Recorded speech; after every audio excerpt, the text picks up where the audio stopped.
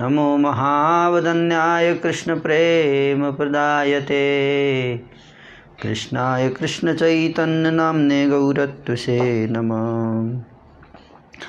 आजानुलम्बितभुजौ कनकावदातौ संकीर्तनैकपितरौ कमलायताक्षौ विश्वम्भरौ द्विजवरौ जुगधर्मपालौ वन्दे जगत्प्रियकरौ करुणावतारौ अनर्पितचरिं चिरात् करुणयावतीर्णः कलौ समर्पयितुम् उन्नत उज्ज्वलरसां स्वभक्ति श्रियां हरिपुरतसुन्दरद्युति कदम्बसन्दीपित सदा हृदयकन्दरे मम स्फुरतौ वः सचिनन्दन न धर्मनिश्चो न चात्मवेदी न भक्तिमान् त्वच्चरणारविन्दे अकिञ्चनो नन्यगतिं शरण्यं तत्पादमूलं शरणं प्रपद्ये। श्रीकृष्णदासस्य च दासदासः कदा भवेयं मनसार्द्रचित्तः जो दुर्लभो देव बरई परात्मा सवै गोचर कथा गोचर आदिदेवम् अपराध सहस्रभाजनं पतितं भीम भवार्णवोदरे अगतिं शरणागतं हरे अगतिं शरणागतं हरे कृपया केवलमात्मसात् कुरुं मुकुन्द मुद्ना प्रणिपत्तयाचे भवन्तमेकान्तमियन्तमर्थम् अभिस्मृति त्वच्चरणारविन्दे भवे भवे मेस्तु भवत्प्रसादात्।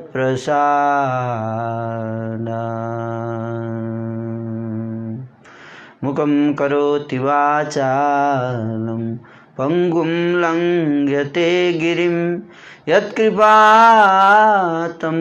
वन्दे श्रीगुरुं दीनतारिणम्।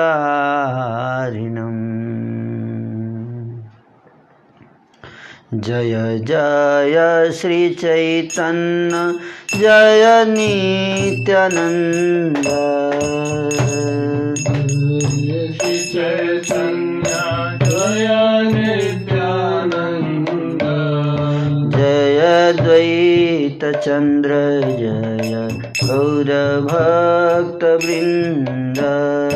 जय द्वैत चंद्र जय गौरभक्तवृंद जय जय श्री चैतन्य जय नित्यानंद जय जय श्री चैतन्य जय नित्यानंद जय द्वैत चंद्र जय गौरभक्तवृंद जय द्वैत चंद्र जय गौरभक्तवृंद जय जय श्री चैतन्य जय नित्यानंद जय जय श्री चैतन्य जय नित्यानंद जय द्वैत चंद्र जय गौरभक्तवृंद जय द्वैत चंद्र जय गौरभक्तवृंद प्रथम प्रहरे कौतुक विशेषे श्लोक कर देंगे।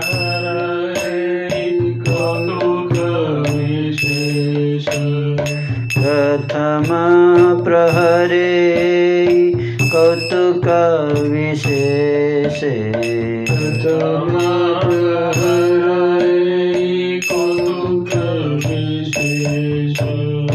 द्वितीय प्रहरे गदाधर परवेश द्वितीय प्रहरे गदाधर परवेश सुप्रभातहन सखी करी निज संगे सुप्रभातहन सखी करी निज संगे ब्रह्मानंद ताहन बड़ाई बोले रंगे ब्रह्मानंद ताहन बड़ाई बोले रंगे हाथे नड़ी काखे डाली नेत परिधान हाथे नड़ी काखे डाली नेत परिधान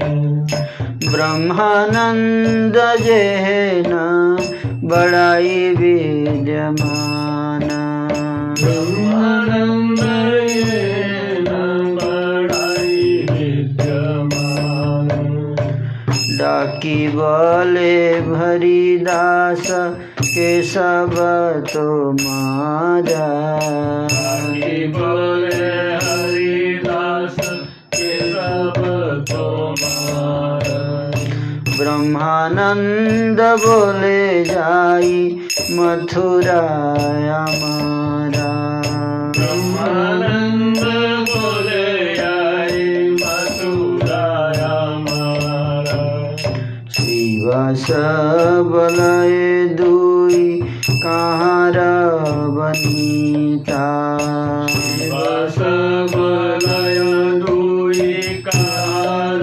बनीता ब्रह्मानंद बोले केने जिज्ञासा वारता ब्रह्मानंद बोले के न जिज्ञास भारता श्रीवास बलय जानी मारे ना जुआ शिवास बलय जाने बारे ना जोयाय हय बलि ब्रह्मानंद मस्तक ढुला हय बोली ब्रह्मानंद मस्तक ढोलाय गंगानंद सबले आजी कोथाय रहीवा गंगादास बोले आजी कोराय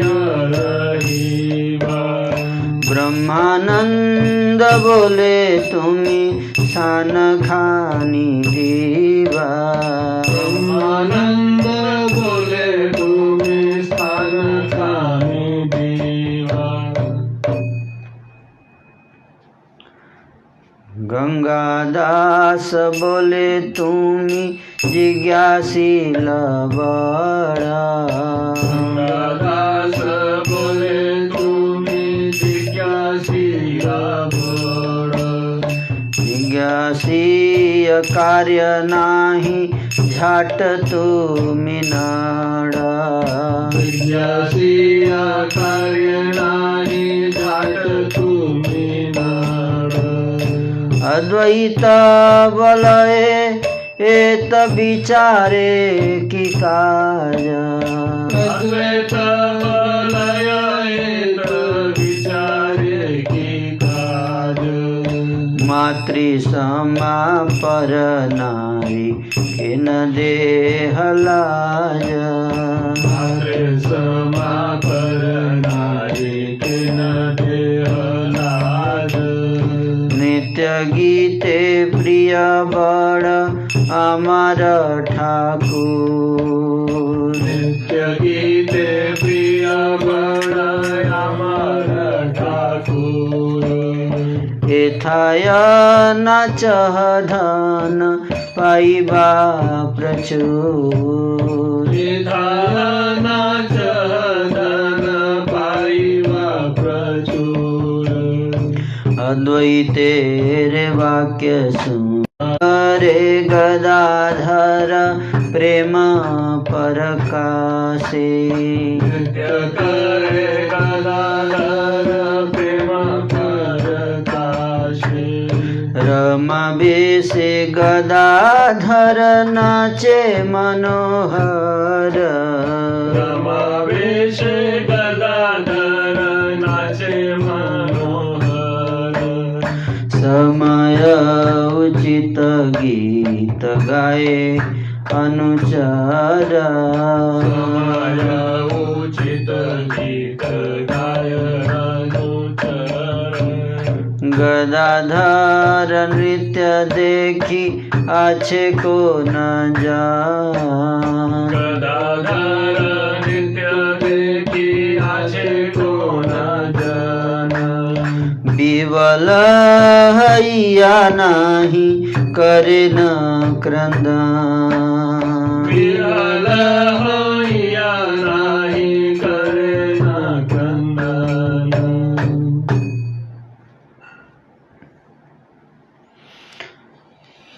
तो कल हमने चर्चा किया कि किस प्रकार से श्री चैतन्य महाप्रभु रुक्मिणी जी के अभिनय कर रहे हैं। उसी भाव में, रुक्मिणी जी के भाव में उन्होंने भगवान श्री कृष्ण को कैसे पत्र लिखा। तो ये प्रथम पहर की लीला हुई और द्वितीय पहर की लीला आज वर्णन आगे करेंगे। प्रथम पहर में उस सब कौतुक विशेष का अनुष्ठान हुआ। द्वितीय प्रहर में गदाधर पधारे और अपनी सखी सुप्रभा के साथ उन्होंने प्रवेश किया रुक्मिणी जी के रूप में। पहले रुक्मिणी जी का भाव चैतन्य महाप्रभु ने धारण किया, अब गदाधर पंडित धारण करें। उनकी बुढ़िया सखी सुप्रभा के रूप में ब्रह्मानंद उनके साथ मस्ती में घूम रहे थे। ब्रह्मानंद जी के हाथ में छड़ी, बगल में डलिया और महीन रेशमी वस्त्र थे। ब्रह्मानंद बुढ़िया की भांति सज्जित हुए थे। ब्रह्मानंद भारती पुकारते हुए हरिदास ठाकुर ने कहा, तुम सब कौन हो?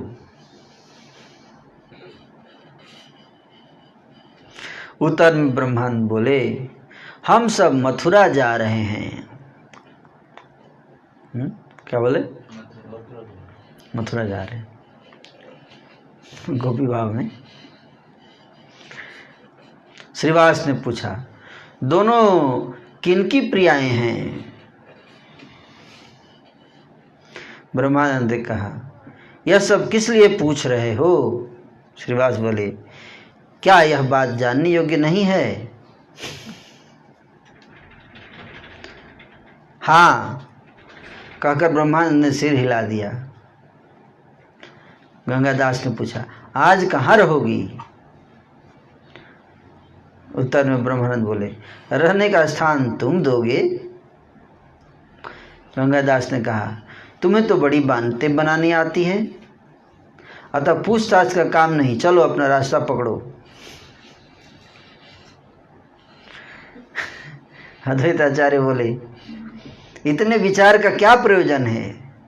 पर नारी माता के समान होती है, इनको क्यों लज्जित करते हो?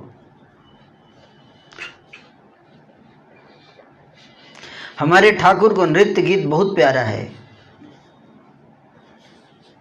अद्वैताचार्य बोल रहे हैं, हमारे ठाकुर को नृत्य गीत बहुत प्यारा है, यही नृत्य करो, खूब धन मिलेगा। अद्वैताचार्य बोले कि यही नृत्य करो, खूब धन मिलेगा, मथुरा जाने की क्या जरूरत है? अद्वैत के वचन सुनकर परम संतोष के साथ गदाधर प्रेम प्रकाश पूर्वक नृत्य करने लगे।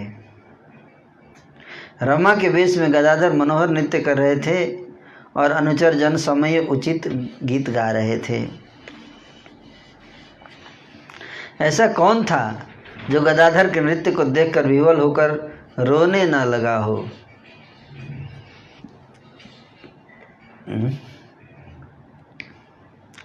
गदाधर नृत्य देखी आछे को न जाना। गदाधर नृत्य देखी आछे को न जाना। विह्वल हैया नाही करे न क्रंदन। विह्वल हैया नाही करे न क्रंदन। प्रेम नदी बहे गदाधर नयने। प्रेम नदी बहे गदाधर नयने। प्रेम नदी बहे गदाधर नयने। प्रेम नदी बहे गदाधर नयने। पृथ्वी हईला सिक्त धन्य करी माने। पृथ्वी हईला सिक्त धन्य करी माने। गदाधर हैला जेन गंगा मूर्ति माते। गदाधर हैला जेन गंगा मूर्ति माते। सत्य सत्य गदाधर कृष्णेर प्रकृति। सत्य सत्य गदाधर कृष्णेर प्रकृति। आपने चैतन्य बोली आछे बार बार। आपने चैतन्य बोली आछे बार बार। गदाधर मोर वैकुंठेर परिवार। गदाधर मोर वैकुंठेर परिवार। जे गाए जे देखे सब भासिले न प्रेमे। जे गाए बाह्य नाही जाने। प्रसाद के बाह्य नहीं जाने। हरि बोल कादे वैष्णव मंडल। हरि बोल कांदे वैष्णव मंडल। सर्वगणे हैल आनंद कोलाहल। सर्वगणे हैला आनंद कोलाहल। चौदिके सुनिए कृष्ण प्रेमेरा क्रंदन। के सुनिया कृष्ण प्रेमेरा क्रंदन। गोपिकार वेशे नाचे माधव नंदन। गोपिकार वेशे नाचे माधव नंदन। हे नई समय सर्व प्रभु विश्वंभर। समय सर्व प्रभु विश्वंभर। प्रवेश करिला आद्या शक्ति वेशधर। प्रवेश करिला आद्या शक्ति वेशधर। गदाधर के नेत्रों से प्रेम की नदी बह रही थी, जिससे गीली होते हुई पृथ्वी अपने को धन्य मान रही थी। गदाधर मानव मूर्तिमती गंगा थे। सचमुच गदाधर कृष्ण की प्रकृति थे। स्वयं श्री चैतन्य ने बारंबार यह दोहराया था कि गदाधर मेरे बैकुंठ का परिवार है। जो गा रहे थे, जो देख रहे थे, वे सब प्रेम में बह गए। चैतन्य की सुधा से किसी को बाहर की कुछ भी सुध बुध नहीं रही। वैष्णव मंडली हरि हरि कहकर क्रंदन कर रही थी। सब लोगों में आनंद कोलाहल सा हो रहा था। चारों ओर कृष्ण प्रेम का क्रंदन सुनाई दे रहा था। गोपी के वेश में माधव नंदन नृत्य कर रहे थे। माधव नंदन मतलब गदाधर पंडित।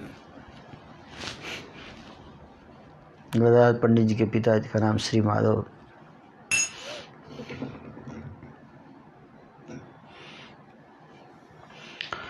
इसी बीच सबके प्रभु विश्वंभर ने आदि शक्ति के वेश में प्रवेश किया। गदाधर पंडित स्नान कर नाच रहे थे, उस समय श्री चैतन्य महाप्रभु ने आदि शक्ति महामाया का रूप धारण करके, आदि शक्ति किसको बोलते हैं? दुर्गा देवी, दुर्गा देवी का रूप धारण किया।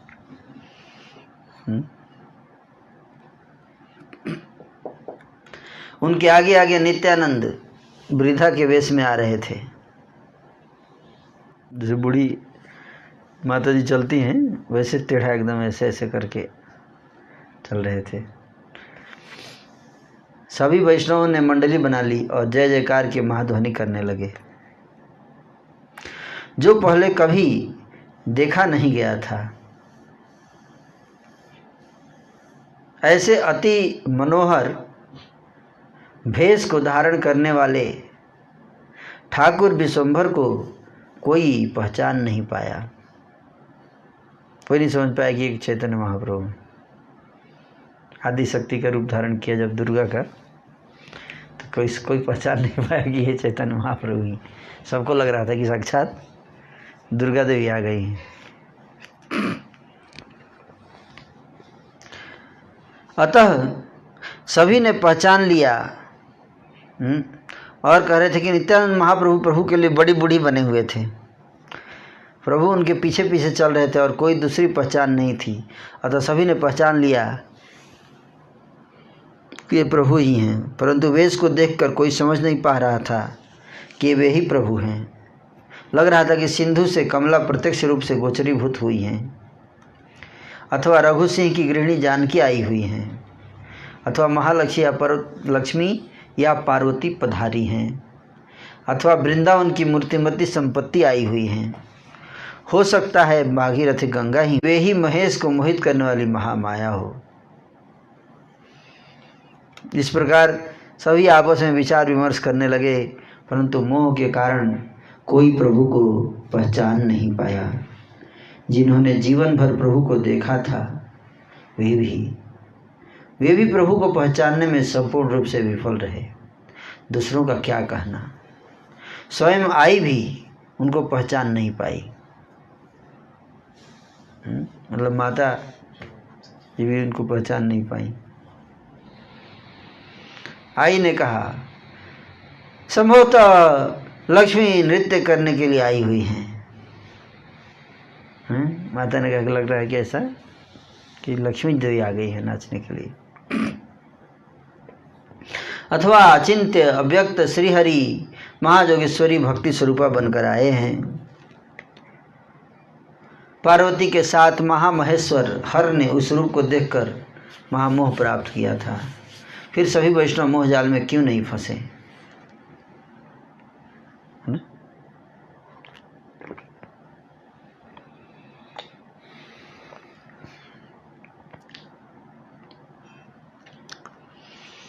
इसका कारण यह है कि प्रभु पहले ही सबके ऊपर अपना अनुग्रह किए हुए थे।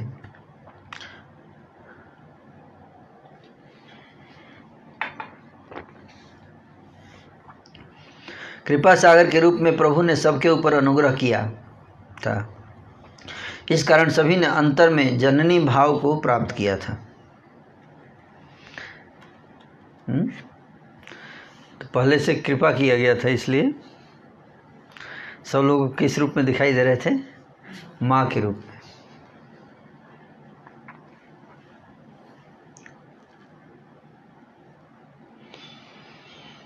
ऐसा लग रहा था जैसे परलोक से जननी पधारी हैं। यह देखकर अपने आप को भूलकर सभी आनंद में क्रंदन करने लगे। इस प्रकार से प्रभु का रूप देखकर अद्वैत आदि सभी जन कृष्ण प्रेम के सागर में बहने लगे।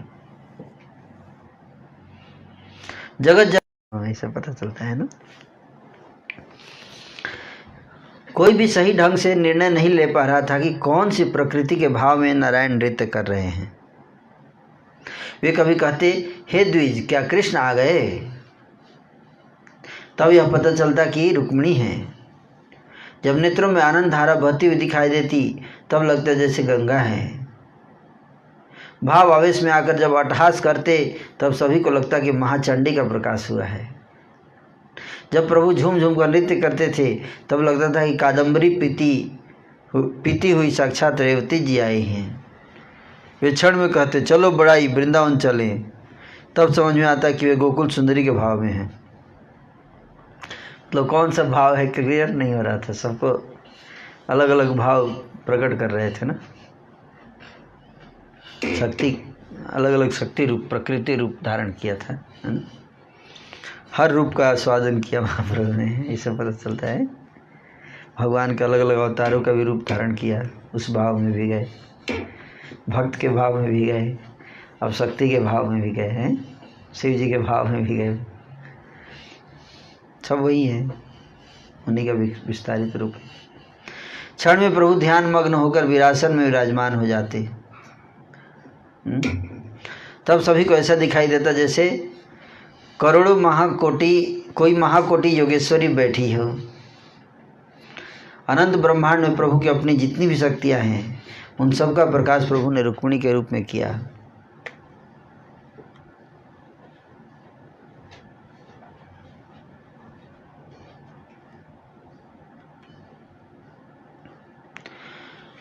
इस अभिनय के बहाने से महाप्रभु ने सबको यह शिक्षा दी कि कोई भी उनकी किसी भी शक्ति की निंदा न करे। समझ में आ रहा है क्या शिक्षा दिए? किसी भी शक्ति की निंदा मत करो। कोई दुर्गा जी या इनकी निंदा नहीं करना है, इससे शिक्षा दे रहे हैं।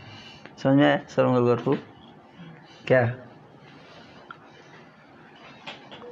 शक्ति की निंदा नहीं करना चाहिए? वो तो आपने रिपीट कर दिया।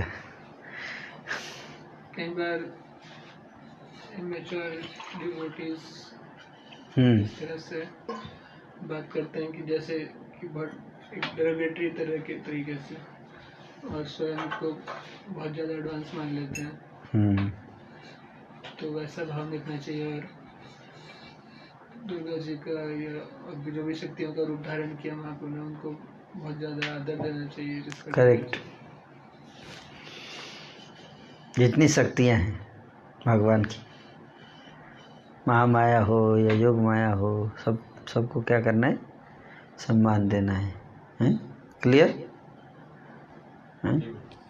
अपमानित नहीं किसी को, निंदा किसी की नहीं। लौकिक वैदिक जितनी भी कृष्ण शक्तियाँ हैं उन सब का सम्मान करने से कृष्ण में दृढ़ भक्ति होती है।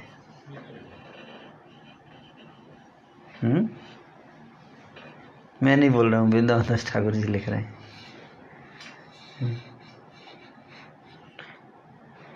देवताओं के प्रति ध्यान से सुनिएगा, देवताओं के प्रति द्रोहपूर्ण आचरण करने से कृष्ण को बहुत दुख होता है।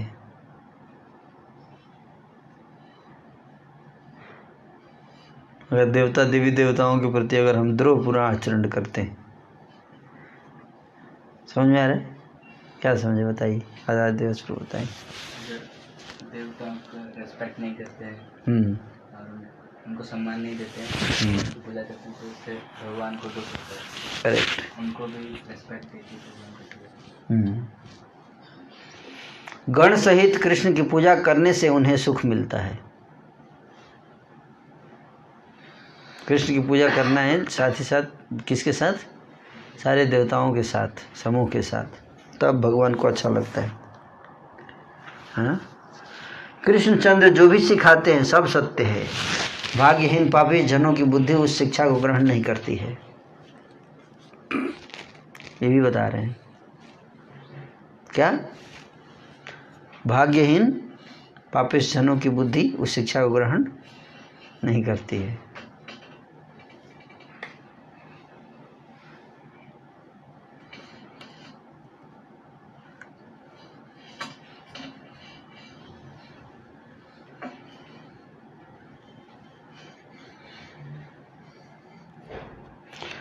सभी शक्ति स्वरूपों में विश्वंभर नृत्य कर रहे थे।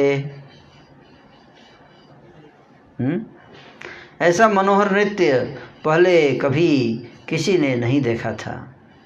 देखने वाले, सुनने वाले और प्रभु के साथ कीर्तन करने वाले सभी प्रेम सागर की लहरों में बह रहे थे। एक वैष्णव की आंखों में से जितना जल निकल रहा था, लगता था मानो वहीं पर महाबाढ़ के रूप में चारों ओर व्याप्त हो रही है। कितने रो रहे थे? चलो बढ़ा जाएगा।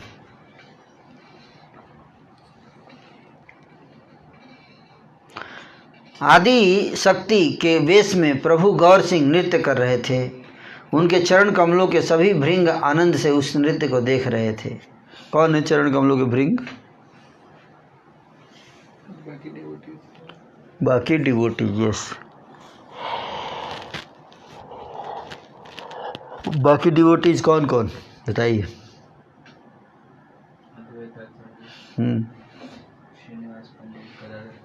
वेरी गुड, ध्यान से सुन रहे हैं।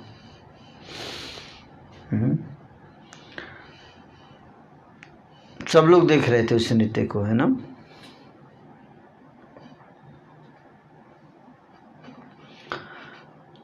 उस समय उनके कंप, स्वेद, पुलक, अश्रु आदि का अंत नहीं दिखाई दे रहा था। चैतन्य गोसाई उस समय मूर्तिमती भक्ति बने हुए थे। नित्यानंद का हाथ पकड़कर ठाकुर नृत्य कर रहे थे। नृत्य करते समय उनके कटाक्ष स्वभाव का वर्णन करने की शक्ति किसमें है? सामने श्रीमान पंडित प्रदीप धारण किए हुए थे और हरिदास चारों ओर सबको सावधान कर रहे थे। हरे बोल, सोइए मत, सोइए मत। हरिदास ठाकुर जी का ये ड्यूटी था। उसी समय हलधर नित्यानंद मूर्छित होकर पृथ्वी पर गिर पड़े।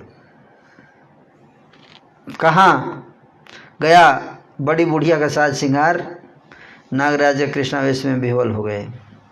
कौन सा अभी भाव आ गया? नागराज हैं? बड़ी बुढ़िया के श्रृंगार सब गायब हैं? बन गए क्या? नागराज, अनंत शेष। जिस समय नित्यानंद भूमि पर गिरे उस समय चारों ओर वैष्णव गण क्रंदन करने लगे। कृष्ण प्रेम में यह क्रंदन क्या ही अद्भुत लग रहा था। प्रभु श्री सच्चिनंदन ही सब कुछ करवा रहे थे। कोई किसी के गले लगकर ऊंची आवाज़ में क्रंदन कर रहा था तो कोई किसी के चरणों को पकड़कर गिर रहा था। एक क्षण में ठाकुर गौरहरि महालक्ष्मी के भाव में गोपीनाथ को अपनी गोद में लेकर सिंहासन के ऊपर विराजमान हो गए। सबके सब उनके सामने हाथ जोड़कर खड़े हो गए। इस अवस्था में गौरांग श्रीहरि ने कहा, मेरा स्तव पाठ करो। सभी ने समझ लिया कि प्रभु जगत जननी के आवेश में हैं। इसे देखकर सब स्तव पाठ करने लगे और महाप्रभु इसे सुनने लगे। कोई लक्ष्मी का स्तव पाठ पढ़ रहा था तो कोई चंडी की स्तुति गा रहा था। सभी अपनी अपनी बुद्धि के अनुसार स्तुति पाठ कर रहे थे। सब लोग अलग अलग तरीके से क्या कर रहे? स्तुति पाठ। जगत की जननी महामाया की जय हो, जय हो। हे माते, दुखित जीवों को रातुल आलता रंजित चरणों की छाया प्रदान करें। अनंत ब्रह्मांड कोटीश्वरी की जय हो, जय हो। आप जुग जुग में अवतरण करके धर्म की रक्षा करती हैं। ब्रह्मा विष्णु महेश्वर भी आपकी महिमा वर्णन नहीं कर पाते, तो दूसरा कोई उसकी सीमा कैसे दिखलाएगा? आप जगत स्वरूपा हैं, आप सर्वशक्ति हैं, आप श्रद्धा, दया और लज्जा हैं, आप विष्णु भक्ति हैं। समझे? ब्रह्मा विष्णु महेश्वर भी आपकी महिमा का वर्णन नहीं कर पाते हैं। दूसरा कोई उसकी सीमा कैसे दिखलाएगा? डिवोटीज हैं ये। किसकी स्तुति कर रहे हैं? दुर्गा जी की। आप ही विष्णु भक्ति हैं। सारी विधाएं आप ही भिन्न भिन्न मूर्तियां हैं। सारी विधाएं आपकी ही भिन्न भिन्न मूर्तियां हैं। आप संपूर्ण प्रकृति की शक्ति हैं, यही वेद कहते हैं। आप निखिल ब्रह्मांडों की माता हैं। आपके स्वरूप की महिमा का वर्णन कौन कर सकता है? आप तीनों लोकों के कारण स्वरूपा हैं। आप त्रिगुणमयी हैं। यही कहा जाता है कि ब्रह्मा आदि भी आपको नहीं जानते हैं। आप सर्वाश्रया हैं। आप में सब जीवों का निवास है। आप आद्या, विकारा और परम प्रकृति स्वरूपा है। आप जगत की जननी है। आप जैसा दूसरा कोई नहीं है। हे माता, पृथ्वी के रूप में आप सारे जीवों का पालन करती हैं। जल के रूप में आप सारे जीवों के जीवन स्वरूपा हैं। आपका स्मरण करने से अशेष बंधनों से छुटकारा मिलता है। साधुजनों के घर में आप मूर्तिमती लक्ष्मी हैं। असाधुओं के घर में आप काल रूपाकृति हैं। आप ही त्रिजगत की सृष्टि स्थिति आदि करवाने वाली हैं। आपका भजन नहीं करने से त्रिविध दुर्गति को प्राप्त होना पड़ता है। आप सभी स्थानों पर उदय होने वाली वैष्णव वैष्णवों की श्रद्धा स्वरूपा हैं। हे जननी, आप अपने चरणों की छाया हमारा लालन पालन कीजिए। सभी संसार आपके माया में मुग्ध है। आपके रक्षा न करने पर कौन रक्षा करेगा। सबका उद्धार करने के लिए आपका प्रकाश हुआ है। हे माता, दुखित जीवों को अपना दास बना लीजिए। ब्रह्मा आदि की भी वंदनीय, आप सभी भूतों की बुद्धि स्वरूपा है। आपका स्मरण करने से सभी मंत्र शुद्ध हो जाते हैं। आपका स्मरण करने से सभी मंत्र शुद्ध हो जाते हैं। किसकी स्तुति हो रही है? आदिशक्ति। आदिशक्ति की।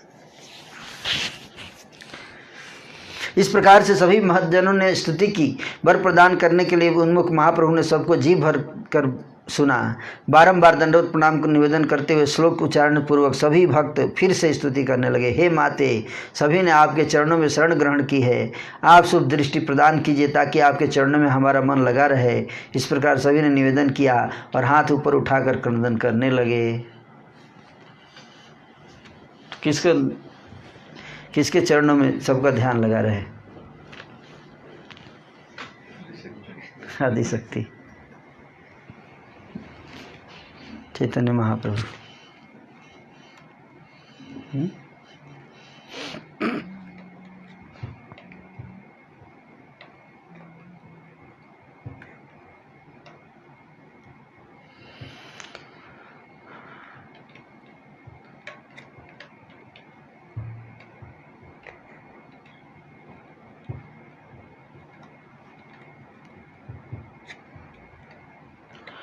घर में सभी पतिव्रता गण क्रंदन कर रही थी। इस प्रकार चंद्रशेखर का भवन आनंद स्वरूप हो गया।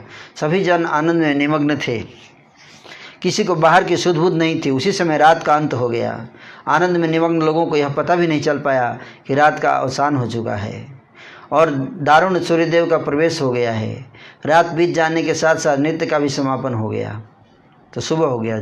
पूरी रात क्या हुई? लीला, ड्रामा, पूरी रात। सुबह हो गया। रात बीत जाने के साथ नृत्य का भी समापन हो गया। इसे देखकर सभी ने ऐसा अनुभव किया जैसे कोई महाबाण उनके हृदय में बीत गया हो। आश्चर्यचकित होकर सब चारों ओर देखने लगे। रात का अंत देखकर सब ऊंची आवाज में क्रंदन करने लगे। कोटि पुत्रों को खो देने के शोक में भी इतना दुख नहीं होता है। इतना दुख हो रहा था भक्तों को। जितना दुख उस समय वैष्णवों के हृदय में उत्पन्न हुआ। जिस दुख से सभी वैष्णवों ने सूर्य की ओर देखा, इससे सूर्य को भस्म हो जाना चाहिए था, परंतु केवल प्रभु की कृपा के कारण ऐसा नहीं हुआ। इस आनंद का ऐसा विषाद भरा समापन होगा, इसे सोचकर ही गौरचंद्र ने जानबूझकर ऐसा किया था।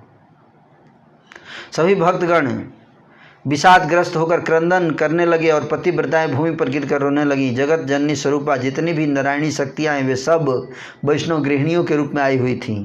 रोते रोते सभी पतिव्रताओं ने सची देवी के चरणों को पकड़ लिया। चारों ओर विष्णु भक्ति का क्रंदन गूंज उठा। इससे चंद्रशेखर का भवन प्रेम से परिपूर्ण हो गया। क्रंदन करना वैष्णव के लिए उचित था। जन्म जन्म से जो कृष्ण चरित्र को जानते थे उनके लिए यह स्वाभाविक था। कोई कहने लगा, अरे रात क्यों बीत गई? अरे रात क्यों बीत गई? हे कृष्ण, ऐसे आनंद से आपने हमें वंचित क्यों कर दिया? चारों ओर वैष्णव का रोदन देखकर श्री सच्चिनंदन ने सब पर अनुग्रह किया।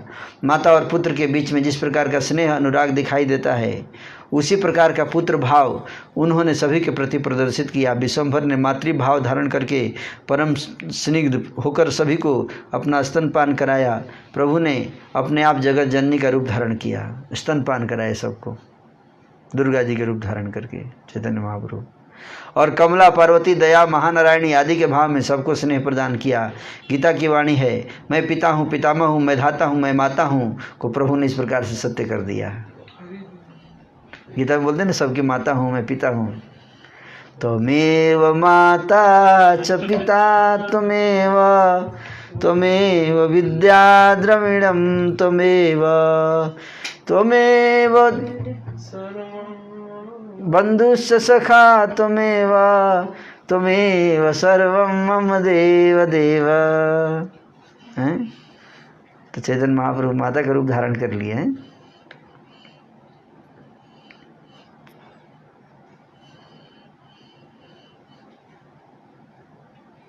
कोटि कोटि जन्मों से जो महाभाग्यवान थे, उन्हीं सब वैष्णवों ने आनंद के साथ स्तनपान किया। स्तनपान के कारण सभी का विरह दुख दूर हो गया और सभी प्रेम रस में खूब मत्त हो गए। इन सब लीलाओं का कभी अंत नहीं होता है। वेद इनका वर्णन केवल आयुर्भाव एवं तिरुभाव के रूप में करते हैं। प्रभु विश्वंभर महाराज राजेश्वर हैं। उन्होंने नदिया के भीतर ये आनंद रचाया। इसका कारण यह है कि निखिल ब्रह्मांडों में जितनी भी स्थूल सूक्ष्म वस्तुएं वे सब चैतन्य के ही रूप हैं, कोई इनमें भेद ना करे। वे अपनी इच्छा के अनुसार सृष्टि करते हैं, इच्छा के अनुसार ध्वंस करते हैं। लीला में वे अनंत ब्रह्मांडों का सृजन करते हैं। इच्छामय महेश्वर अपनी इच्छा के अनुसार वेश ग्रहण करते हैं। ऐसा कौन है जो उनकी इच्छा अनुसार न चलता हो? तथापि विभिन्न रूपों में उनके द्वारा लीला विलास रचना परम सुसत्य है। ये सब महानताएं, महान लीलाएं जीवों का उद्धार करने के लिए है।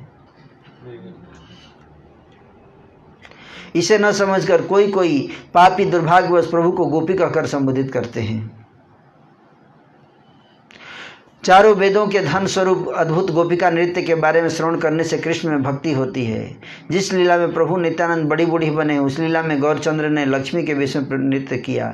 जब जिस रूप में गौरचंद्र विहार करते हैं, तब उसी के अनुसार नित्यानंद अपना रूप धारण कर लेते हैं। प्रभु ने गोपिका और नित्यानंद ने बड़ी बूढ़ी का रूप अपनाया। इसे अनुभवहीन कौन समझ सकता है? कृष्ण जिन पर अनुग्रह करते हैं वही इसके रहस्य को जान पाते हैं। अल्पभाग्य से नित्यानंद स्वरूप को पहचानना संभव नहीं है। कोई भी अपनी इच्छा अनुसार नित्यानंद को योगी, भक्त या ज्ञानी के रूप में मानकर उनका वर्णन क्यों न करे।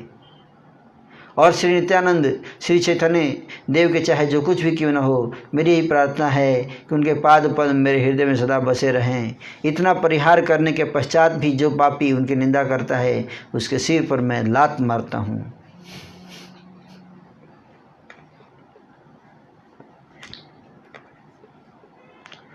एत परिहारे वो जे पापी निंदा करे, परिहारे वो ये पापी निंदा करे। मृत बेला तो मारो तार सिरे ऊपरे,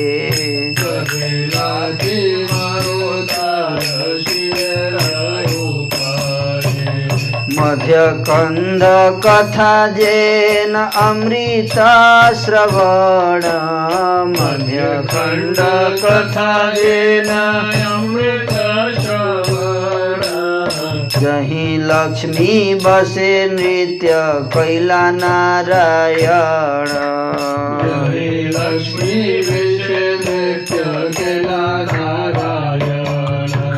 जननी नाचिल भावे भक्ति सिखाइया, जननी नाचिल भावे भक्ति सिखाइया।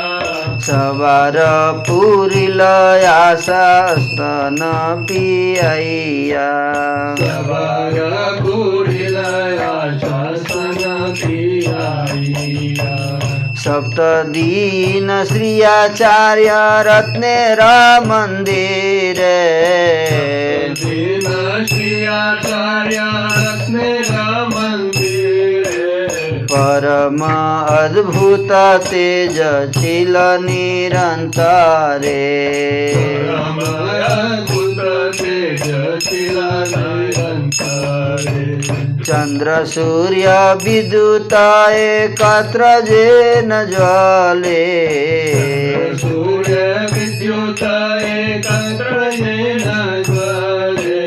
देखे सुकृति सब महाकुतूहले, देखे सुकृति सब महाकुतूहले। लोक बोले कि कारणे आचार्येर घरे, बोले कि कारणे आचार्येर घरे। दुई चक्षु मिलिते फुटिया जे न पड़े, दुई चक्षु मिलिते फुटिया ये न पड़े। सुनिया वैष्णव गण मने मने हासे, वैष्णव गण मने मने हासे। केह आर किछु नाही करे प्रकाशे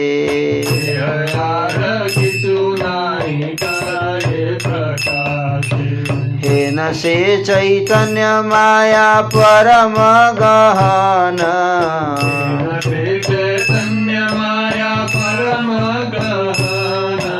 तथापि केह किछु न बुझे कारण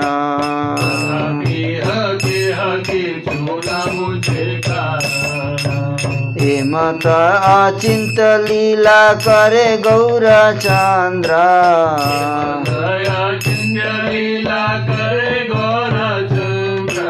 नवद्वीपे सब भक्त सहिते बिहारे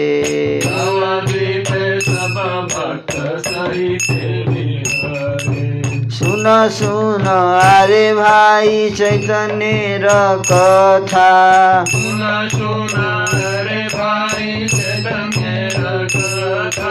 मध्य खंडे जे कर्म कैल यथा यथा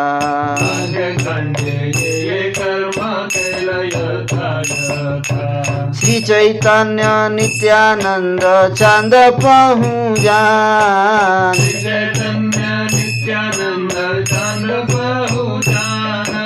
वृंदावन दासत छुपद जुगे गाना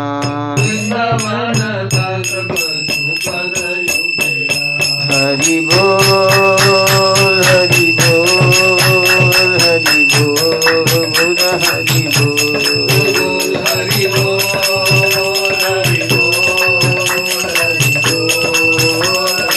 निताई गौर हरि बोल हरि बोल हरि बोल गौर हरि बोल हरि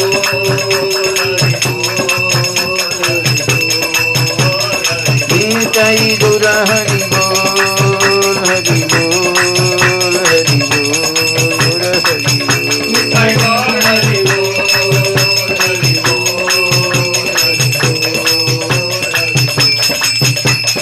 जय जय श्री चैतन्य जय नित्यानंद जय द्वैत चंद्र जय गौर भक्तवृंद हरि बोल हरि बोल हरि बोल हरि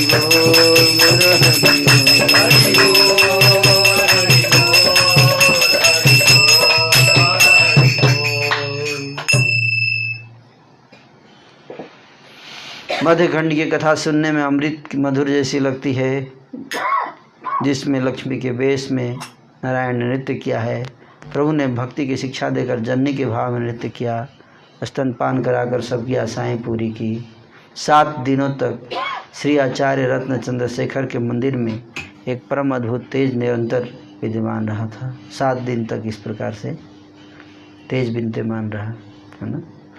वह ऐसा था जैसे चंद्र सूर्य और विद्युत एक साथ चमक रहे हों। सभी सुकृतिवान जन उसका महा आनंद के साथ दर्शन कर रहे थे। जितने भी लोग आचार्य के घर आते थे उनमें किसी की भी आँख खोलने की शक्ति नहीं रहती थी। लोग कहते थे किस कारण से आचार्य के घर में आँखें खोलते ही जलन शुरू हो जाती है, मतलब इतना तेज हो गया था उस घर में। इन सभी बातों को सुनकर वैष्णवगण मन ही मन मुस्कुराते थे, कोई कुछ और प्रकट नहीं करते थे।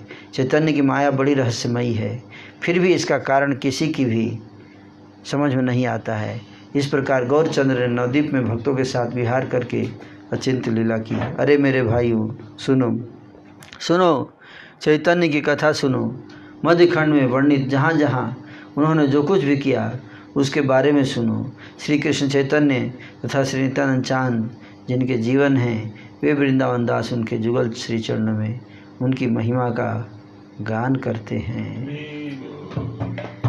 इस प्रकार से 18वां अध्याय लक्ष्मी जी के वेश में नृत्य, उस अध्याय का समापन हुआ। अभी 19वां अध्याय शुरू करेंगे। ब्रेक के बाद थोड़ा एडवर्टाइजमेंट ब्रेक लेंगे हम लोग। तो हमारा एडवर्टाइजमेंट क्या है आप लोग जानते हैं ना। हरि बोलो हरि बोलो, हरि बोलो भाई रे, हरि बोलो हरि बोलो, हरि हरि बोलो भाई रे हरि नाम आनिया छे गौरांग निताई रे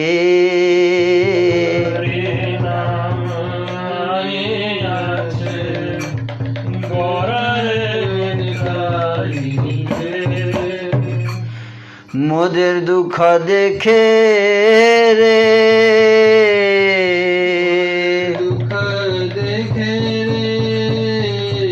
हरि नाम बिना जीवेर अन्य धन नाई रे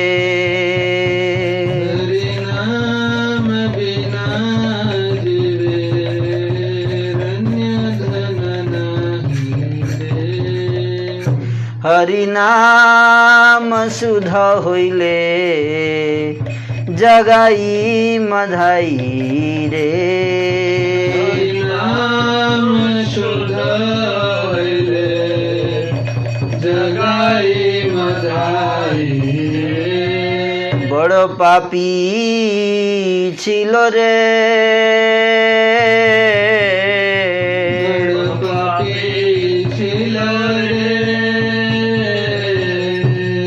यही हमारा एडवर्टाइजमेंट है कलयुग का।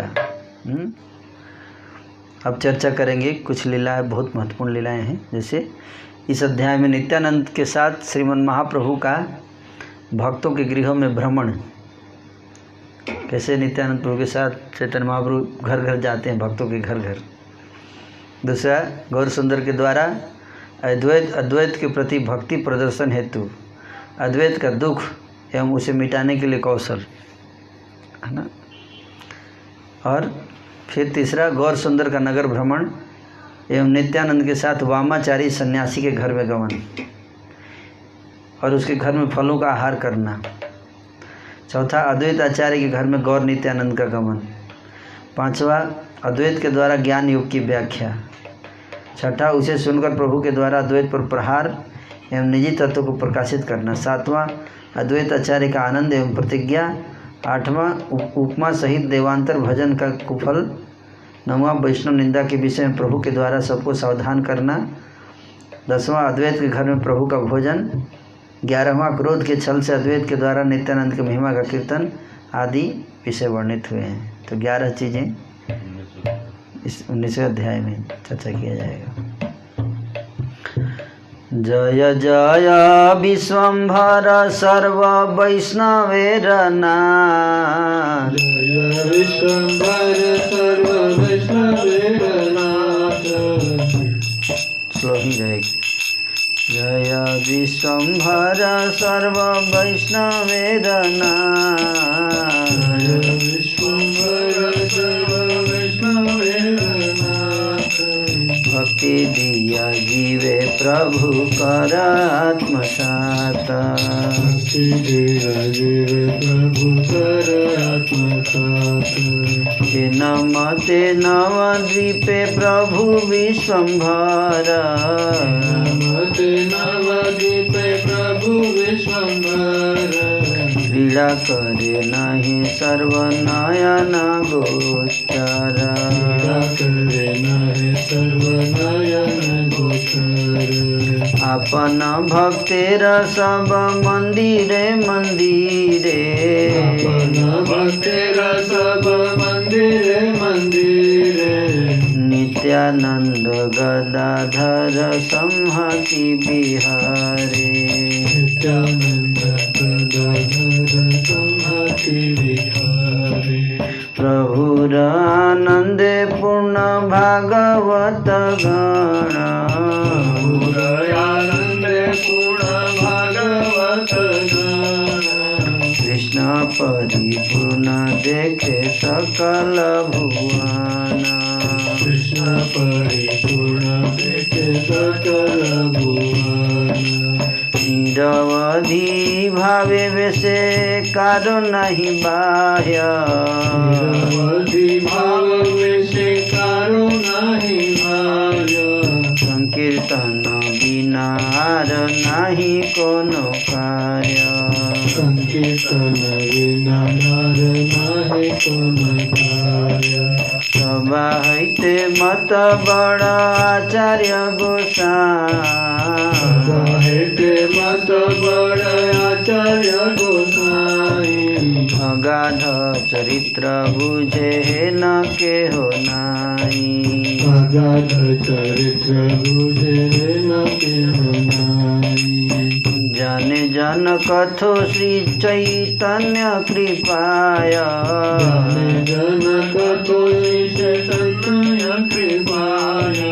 चैतन्य महाभक्त शांतिपुर राय, चैतन्य महाभक्त शांतिपुर राय। बाह्य हईले विश्वम्भर सर्व वैष्णवे रे, बाह्य हईले विश्वम्भर सर्व वैष्णवे रे। महाभक्ति करे न विशेष अद्वैते रे, महाभक्ति करे न विशेष अद्वैते। सभी वैष्णवों के नाथ स्वरूप श्री विश्वम्भर की जय हो।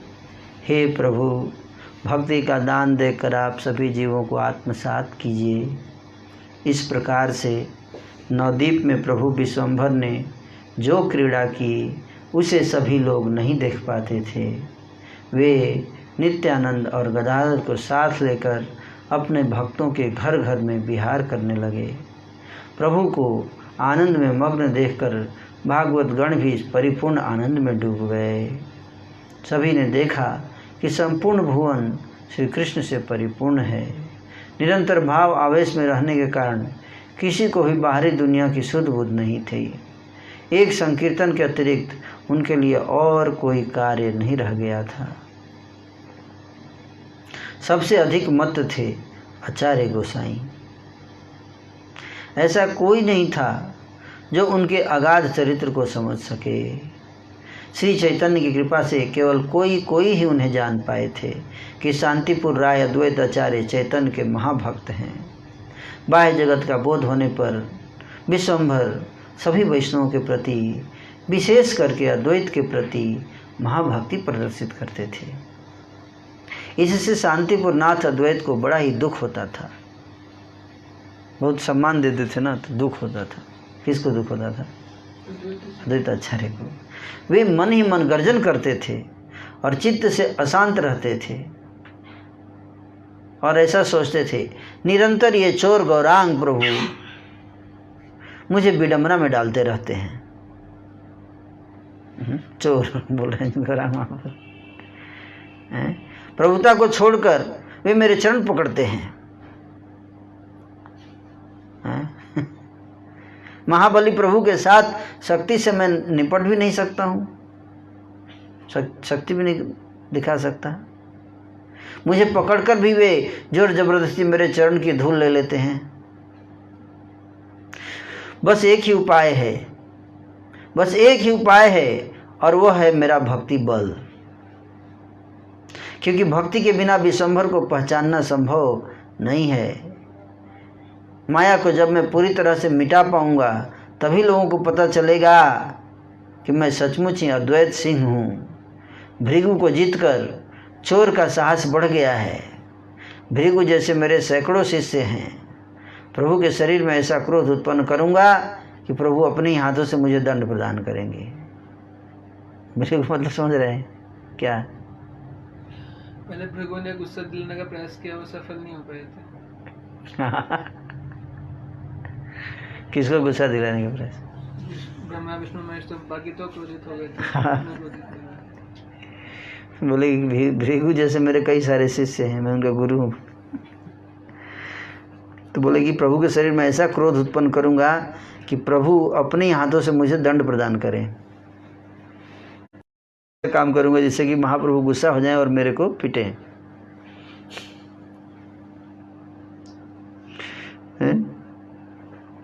जिस भक्ति को समझाने के लिए प्रभु का अवतार हुआ है, मैं उसी भक्ति को स्वीकार नहीं करूंगा। बस यही सार सिद्धांत है। फिलोसफिकली डिबेट हो जाएंगे तो भगवान गुस्सा हो जाएंगे, बाकी तो माफ़ कर देते हैं। भक्ति को न मानने से प्रभु क्रोधित होकर अपने आप को भूल जाएंगे और मेरा केस पकड़कर मुझे दंड प्रदान करेंगे। ये आइडिया था, कॉन्सेप्ट।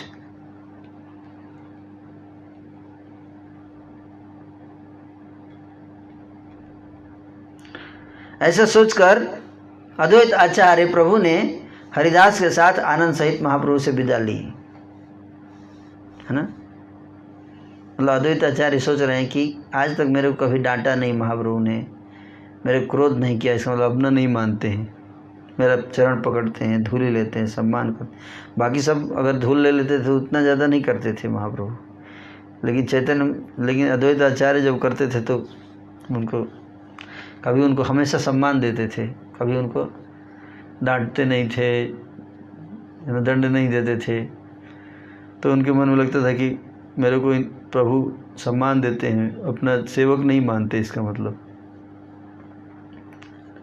तो कुछ ऐसा करना चाहिए जिससे कि इनको गुस्सा आ जाए और फिर मेरे को दंड दें,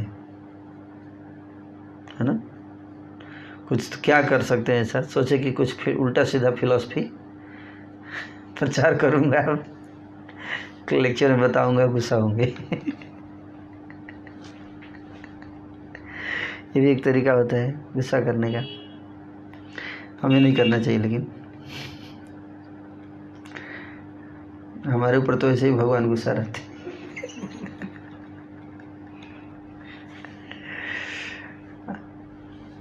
अद्वैत के चरित्र को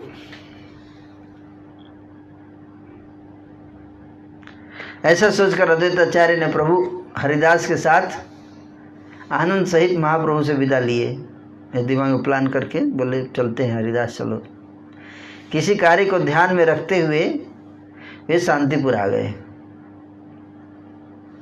है ना, और आकर मानस मंत्र पढ़ने लगे। मानस मंत्र, भाव आवेश में मत होकर वे निरंतर झूम रहे थे और ज्ञान की प्रधानता प्रकाश पूर्वक वशिष्ठ शास्त्र की व्याख्या कर रहे थे। योग वशिष्ठ, क्या काफ़ी फेमस है योग वशिष्ठ, आप जानते हैं, स्पेशली आर्य समाज में बोलते हैं, संसार को माया बोलते हैं ना। गीता में भगवान बोलते हैं कि जो व्यक्ति संसार को असत्य बोलता है वो आसुरी स्वभाव का है ना। बोलते हैं ना कि असत्य जो बोलता है कि संसार असत्य है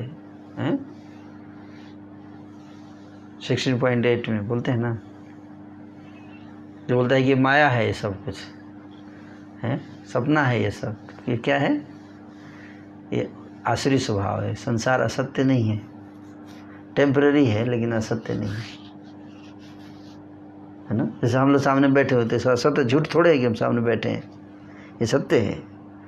फिर तो कुछ डिस्कशन भी करेंगे तो वो भी असत्य होगा। फिर योग वशिष्ठ भी असत्य है। तो असत्य नहीं है संसार, क्या है, अशाश्वत है, अशाश्वत, टेम्पररी, दोनों में अंतर है ना। बोल देना कि ये व्यक्ति है ही नहीं, सामने बैठे लेकिन नहीं बैठे, ये गलत, ये झूठ है, ये कि सामने बैठे, ये बोलना गलत है ना भाई। सामने बैठे आराध्य प्रभु और मेरा इतना सेवा करते हैं, कपड़ा, मैं बोल दूँ कि यह सत्य है, कुछ नहीं करते हैं, ये सब माया है, कितना बुरा लगेगा, आपको नहीं लगेगा है। तो ऐसा आप बोलेंगे ना कि प्रभु जी राक्षसी स्वभाव प्रदर्शित कर रहे हैं, डेमोनियक नेचर है ना, कोई ग्रेटिट्यूड नहीं है। बताओ, सत्य बोल दिया, भगवान इतना मेहनत करके संसार चला रहे हैं,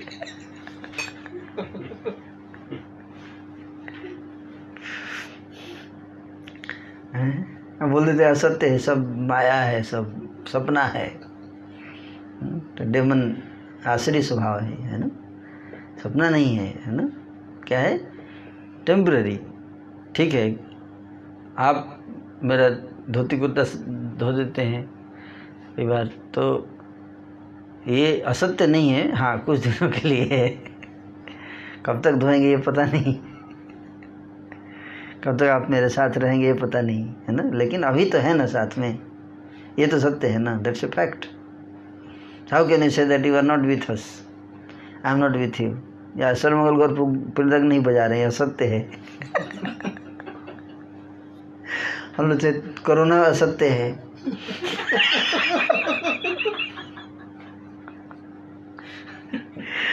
ऐसे ऐसे राक्षस लोग हैं और उनके लिए शास्त्र भी बना हुआ है ना, उसको पढ़ के उनको और भरमा देते हैं भगवान, ऐसे शास्त्र लिखवा के, है ना। तो कहाँ असत्य कैसे हो सकता है बताओ, कितना पागलपन है ये कहना कि असत्य है ना। This is foolishness. सारा जीरो कर दिया सब। मैं आपको एक लत मारूंगा लेकिन बुरा मत मानना। बोला क्यों? देखो असत्य है सब कुछ। तो मैंने लात नहीं मारा। क्यों? ये सब सपना था। ऐसे थोड़े होता है।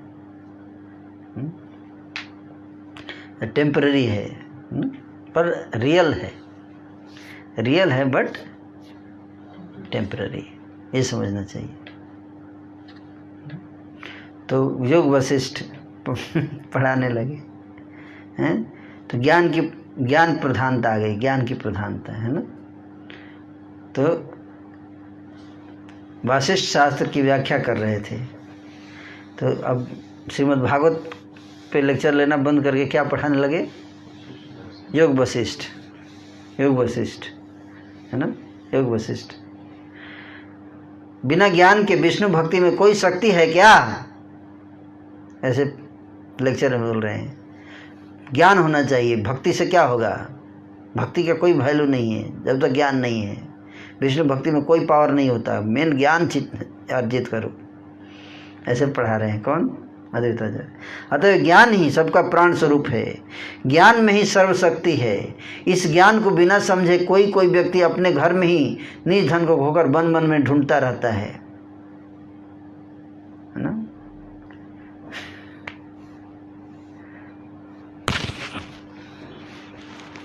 भाई घर में सब अंदर ही है, कहाँ ढूंढ रहे हो भगवान को बाहर? एक प्रश्न आया था कि परमात्मा तो अंदर ही है, तो आप लोग क्यों चिल्लाते हैं, रोते हैं, कृष्ण कहाँ हैं आप, कब आएंगे आप, कब कृपा करेंगे आप? एक प्रश्न ही आया था।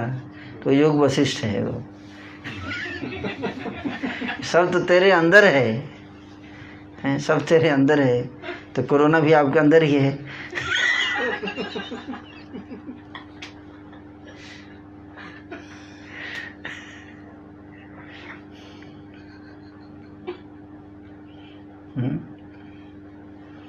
तो लॉकडाउन क्यों किए हुए हैं जब अंदर ही है कोरोना? तो ऐसे पागल लोग होते हैं ना, बहुत पागल है, विश्वास नहीं करेंगे कितने पागल लोग हैं, है ना। तो ऐसा ही एक पागल था, है ना, जो बहुत प्रभुपाद जी बताते हैं कि मैं पढ़ रहा था एक जगह कि एक बहुत बड़ाई कर रहे थे, वैसे वो तो पागलपन को बड़ाई करते हैं लोग। एक बहुत महान संत थे, तो उनको कोर्ट में ले गया पुलिस, अंग्रेजों की पुलिस थी, कोर्ट में लेके चले। तो कोर्ट में जज ने पूछा कि आप जो है वो आपने ये काम क्यों किया? बोले मैं कुछ नहीं करता, है ना, सब अपने आप होता है, ब्रह्म जगत, ब्रह्म सत्य, जगत मिथ्या, सब मिथ्या है, सब समान है, कोई भेद नहीं है किसी में, है ना। देखने में भेद लगता है, कुछ भेद नहीं है ना। ये सब सपना है, सब एक ही तत्व है, ब्रह्म ब्रह्म, बाकी सब मिथ्या, झूठा है, सब मिथ्या है सब।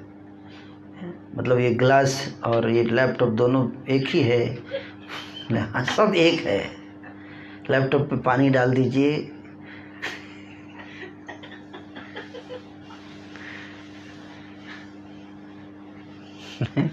anyway, पूरा बात नहीं बताऊंगा क्योंकि बहुत भद्दा चीज़ है है ना। I will not explain everything. वो संत ने क्या किया कोर्ट में नहीं बताऊंगा मैं, है ना। लेकिन मतलब समझ लीजिए कि जज ने उनको कहा, कुछ ऐसा काम करने के लिए कहा अगर सब समान है तो आप कुछ भी खा जाओगे, कुछ भी खा जाओगे आप, है ना। कोई भी चीज़ खा सकते हो, है ना? तो फिर उन्होंने गंदा चीज़ खा लिया। तो यही है अज्ञानता। अज्ञानता है ना, ईगो सेटिस्फाई करने के लिए व्यक्ति कुछ भी कर लेगा, है कि नहीं। अपने अहंकार को सेटिस्फाई करने के लिए फिलॉसफी क्या है, अहंकार है ना। अगर हमने कोई फिलॉसफी पकड़ लिया तो फिलॉसफी क्या बन गया, हमारा अहंकार बन गया ना। अब उसको सेटिस्फाई करने के लिए कुछ भी कर देगा व्यक्ति। अगर आप बोलेंगे मल खा लो, है ना, से बोलेंगे सब्जी और मल में कोई अंतर नहीं है, एक ही है। तो हाँ मेरे लिए एक ही है। अच्छा खा सकते हैं, हाँ क्यों नहीं खा सकते, किसी तरह फिलॉसफी सही होना चाहिए, खा लेगा वो, है ना। समझे बात को। तो ये रियल घटना है, कोर्ट रूम में खाया था संत ने।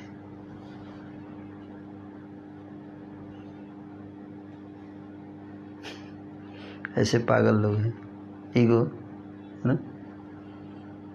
सब बराबर नहीं है, भगवान की शक्तियाँ हैं, है ना।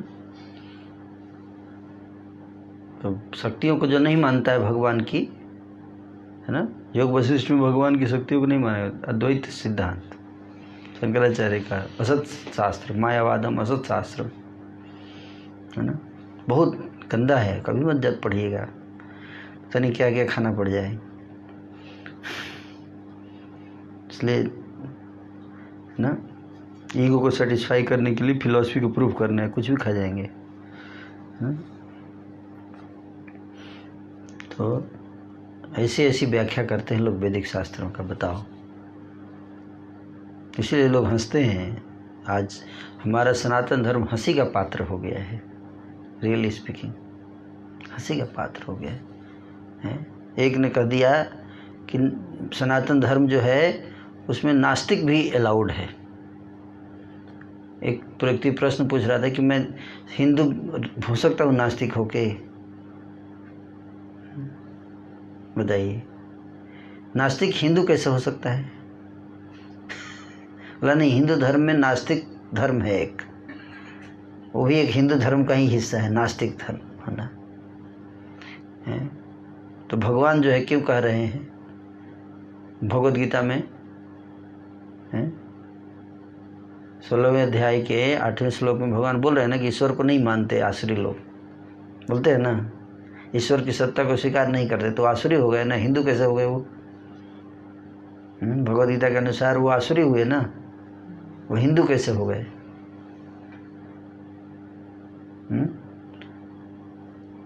तो कुछ भी लिख दो, कुछ भी कर दो, हैं, गीता का अथॉरिटी नहीं मानते, भगवान की ज्ञान गीता को अथॉरिटी नहीं मानते हैं। देखिए ऐसे भी लोग हैं।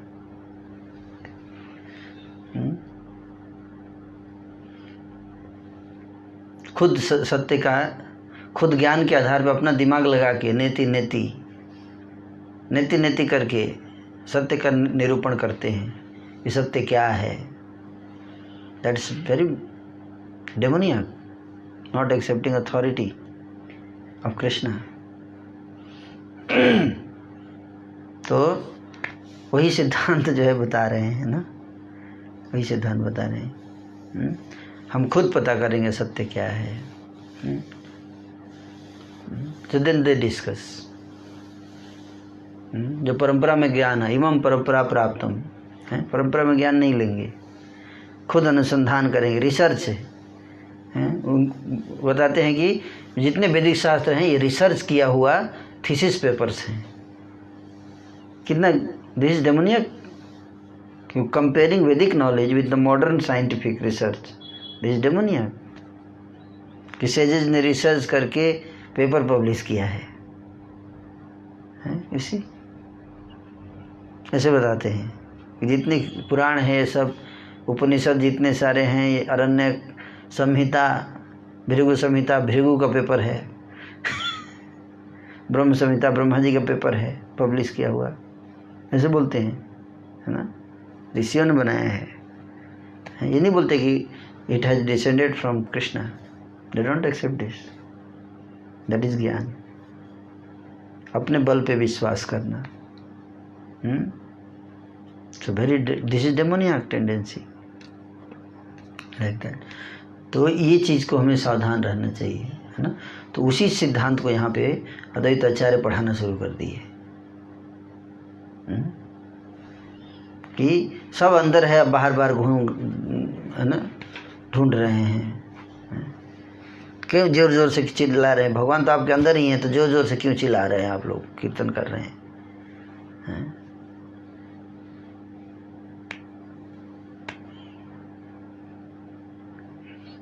अंदर भी हैं, अगर हैं भी तो कोई दिक्कत नहीं है, जोर जोर से करने में क्या दिक्कत है, अगर अंदर भी हैं तो। दूल्हा घर बारात के अंदर ही रहता है, फिर भी बैंड बाजा बजता है,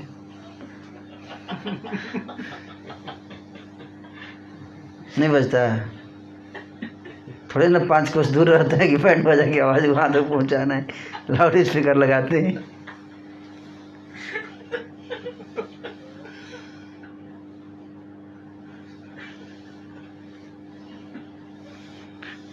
दूल्हा वहीं बैठा रहता है, और लाउड स्पीकर पे क्यों चलाते हैं, फिर डीजे क्यों लगाते हैं, सुनाई नहीं देता उसको।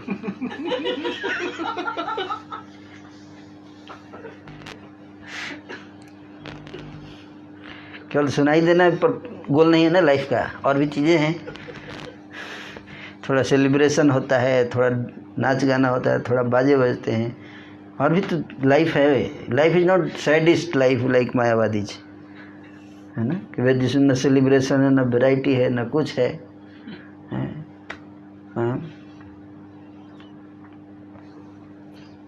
वेरी डेंजरस फिलॉसफी, है ना।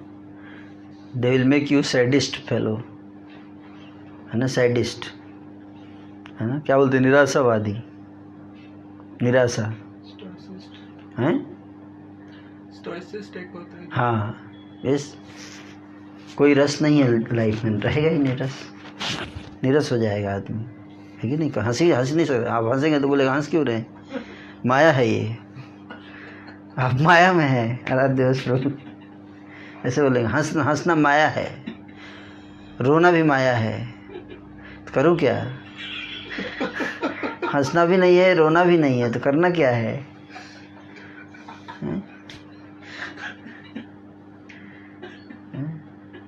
सोना भी माया है,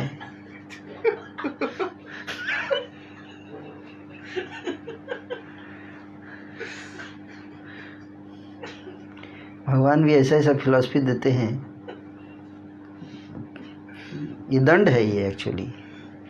इस तरह की फिलॉसफी अगर आप ध्यान से देखेंगे तो इसे पनिशमेंट है ना, ऐसे लोगों को जो भगवान की सत्ता को स्वीकार करना नहीं चाहते, उनकी दास नहीं बनना चाहते, उनको पनिशमेंट दिया गया है। आप जानते हैं ये बात, दिस पनिशमेंट। पनिशमेंट कैसे, जैसे एक सिंपल एग्जाम्पल आपको दूंगा, समझ में आ जाएगा, है ना। जैसे कोई व्यक्ति है, जैसे आराध्य प्रभु हैं, तो ये 50 किलो लोड उठा सकते हैं, ये नॉर्मल ना, लेकिन इनकी इच्छा है भगवान बनने का, गोवर्धन उठाने का, ताकि लोग मेरे को भगवान की तरह पूजें, है ना, कि भगवान की तरह आपकी पूजा तभी होगी ना जब आप गोवर्धन उठाएंगे। तो अब आपके मन में इच्छा आ गया, हमने भगवान से रिक्वेस्ट किया, भगवान कुछ ऐसा कर दीजिए जिससे मैं भी भगवान बन जाऊं, तो भगवान क्या करेंगे, बोले ठीक है ना, आप देखो आप गोवर्धन उठा सकते हो और आपको कुछ नहीं होगा, ट्राई करो।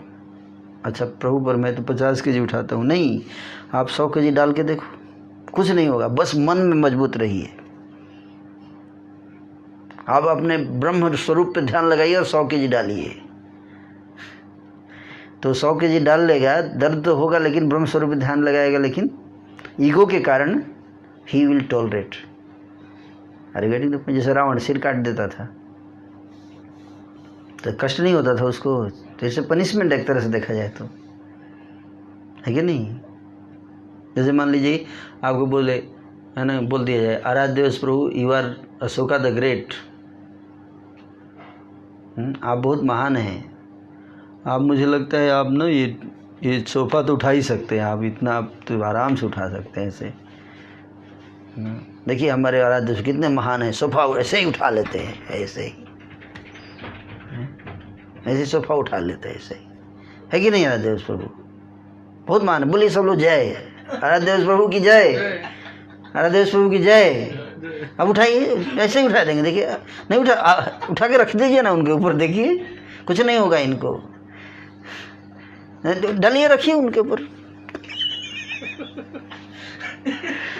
अब आपने महान सुन लिया कि हाँ महान हूँ मैं, अब सोफा रख दिया गया, दर्द तो हो रहा है अंदर, लेकिन अब प्रभु जी दर्द तो हो रहा है प्रभु जी, अरे कुछ नहीं हो रहा है, आप ऐसे लीला कर रहे हैं, आपको दर्द कैसे हो सकता है? आप ईश्वर हैं। नैनम छिन्दन्ति शस्त्राणि नैनम दहति शोभा।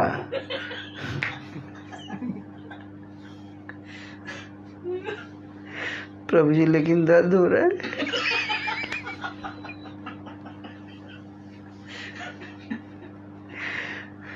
अरे नहीं, आप ईश्वर हैं, आप लीला मत देखिए प्रभु, लीला मत कीजिए आप मेरे साथ। नमो नारायणाय। तो दंड है ना एक तरह से। देखो कैसे भगवान छलते हैं, है ना। They just they are mentally there, but actually they are suffering. Just they have to admit that I am just a tiny parcel of Krishna. My dear sir, I can not lift so much. मेरे से नहीं होगा। आराम से प्रसाद पाई कर रही, नाची गाइए, है कि नहीं।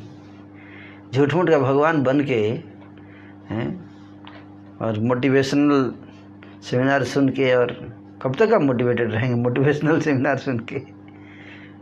मायावाद फिलोसफी क्या है? Motivational seminar philosophy, motivating you to feel that you are God which you are not. Are you getting the point? So just like that it's a punishment, suffering. So like that. तो विष्णु भक्ति दर्पण स्वरूप होती है और नेत्र होते हैं ज्ञान। बिना नेत्रों के दर्पण किस काम का। सभी शास्त्रों का मैंने आदि से अंत तक अध्ययन किया है और देखा है कि केवल ज्ञान ही इन सब का एकमात्र अभिप्राय है। मतलब ज्ञान को क्या कर रहे हैं? भक्ति से श्रेष्ठ बता रहे हैं, है ना, ज्ञान को। तो ऐसे फिलॉसफी शुरू कर दी। अद्वैत के चरित्र को हरिदास भली भांति समझते थे। उनकी इस व्याख्या को सुनकर वे बहुत जोर जोर से हंसने लगे। अद्वैताचार्य तो हंसने लगे, समझ गए कि प्रभु लीला कर रहे हैं। इस प्रकार अद्वैत का चरित्र अगाध है। सुकृतिवान के लिए वह अच्छा है, परंतु दुष्कृतिकारियों के लिए उनके काम में बाधा उत्पन्न करने वाला है। प्रभु विश्वम्भर सभी वांछाओं के कल्पतरु हैं। अद्वैत ने जो संकल्प लिया था वह उनके हृदय में प्रत्यक्ष हो गया। तो समझ गया कि अद्वैत आचार्य ऐसा क्यों करें। उन्होंने संकल्प लिया है कि प्रभु से दंड मेरे को प्राप्त करना है ना। एक दिन नगर भ्रमण करते समय प्रभु नित्यानंद के साथ आनंद पूर्वक अपनी सृष्टि को निहार रहे थे। क्या कर रहे थे? अपनी सृष्टि को निहार रहे थे। आनंद कभी कभी खुद बनाते हैं, आदमी देखना चाहता है कैसा बना है ना। इससे विधाता ने अपने आप को सुकृतिवान समझा और सोचा कि दयावान प्रभु दमय नेत्रों से मेरे शिल्प को देख रहे हैं। ब्रह्मा जी खुश थे कि मैंने कैसी सृष्टि बनाई है, प्रभु खुद आकर देख रहे हैं। निमाई निताई दोनों दो चंद्रमाओं जैसे हैं, दोनों आ जा रहे हैं। शरणागति की मात्रा के अनुसार सभी को उनके दर्शन मिल रहे हैं। आकाश मार्ग में स्थित सब देवगण देख रहे थे। दो चंद्रमाओं को देखकर सभी मन ही मन सोचने लगे। अपने लोक को उन्होंने पृथ्वी समझा और चंद्र जुगल को देखकर पृथ्वी को उन्होंने स्वर्ग माना। देवता लोग देख रहे हैं कि पृथ्वी का कितना बड़ा सौभाग्य है। हम स्वर्ग में रहते हुए पृथ्वी से भी खराब स्थिति है हमारी। आज भगवान देखिए पृथ्वी पे घूम रहे हैं, पृथ्वी स्वर्ग बन गई है। ऐसे कौन सोच रहा है? देवता सोच रहे हैं पृथ्वी स्वर्ग हो गई है। सभी देवता अपने आप को नर समझ रहे थे और चंद्र युगल के प्रभाव से नरों को देवता मान रहे थे। उनको लगता हम नर हैं और पृथ्वी वाले देवता हैं, ऐसे लग रहा था। दो चंद्रमाओं को देखकर सभी विचार कर रहे थे, स्वर्ग में कभी दो चंद्रमा का अधिकार नहीं होता है। किसी देवता ने कहा, मेरी बात सुनो, मूल चंद्रमा तो एक ही है ना, दूसरा तो उसका प्रतिबिंब है। किसी अन्य देवता ने कहा, लगता है ये स्वयं नारायण है। हम सब भाग्यवान हैं जो विधाता ने हमारे लिए एक ही समय में दो चंद्रमाओं को उदित कर दिया है। कोई और बोला, पिता पुत्र एक रूप होते हैं, मालूम पड़ता है कि एक चंद्रमा है और दूसरा उसका पुत्र बुध है।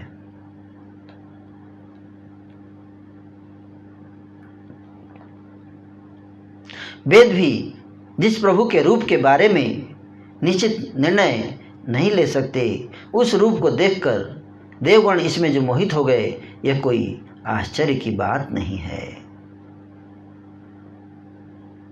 इस प्रकार से नित्यानंद और जगन्नाथ मिश्र के नंदन गौर प्रभु नगर में भ्रमण कर रहे थे। नित्यानंद को संबोधित करते हुए विश्वंभर बोले, चलो शांतिपुर में आचार्य के घर चले। दोनों प्रभु महारंगीले और परम चंचल थे। दोनों उसी रास्ते से आचार्य के घर के लिए चल पड़े। रास्ते के मध्य गंगा के समीप एक गांव है। मुलुक के पास स्थित उस गांव का नाम है ललितपुर। क्या नाम है? ललितपुर गांव रास्ते में पड़ता है। उस गांव में एक गृहस्थी सन्यासी रहता था। कंफ्यूज हो रहे? गृहस्थी सन्यासी, गृहस्थी सन्यासी मतलब क्या? 4 आश्रम है, ब्रह्मचारी, गृहस्थ, वानप्रस्थ और सन्यास। तो 2 आश्रम मिक्स कैसे हो गया? उसका घर रास्ते के निकट और गंगा के पास था।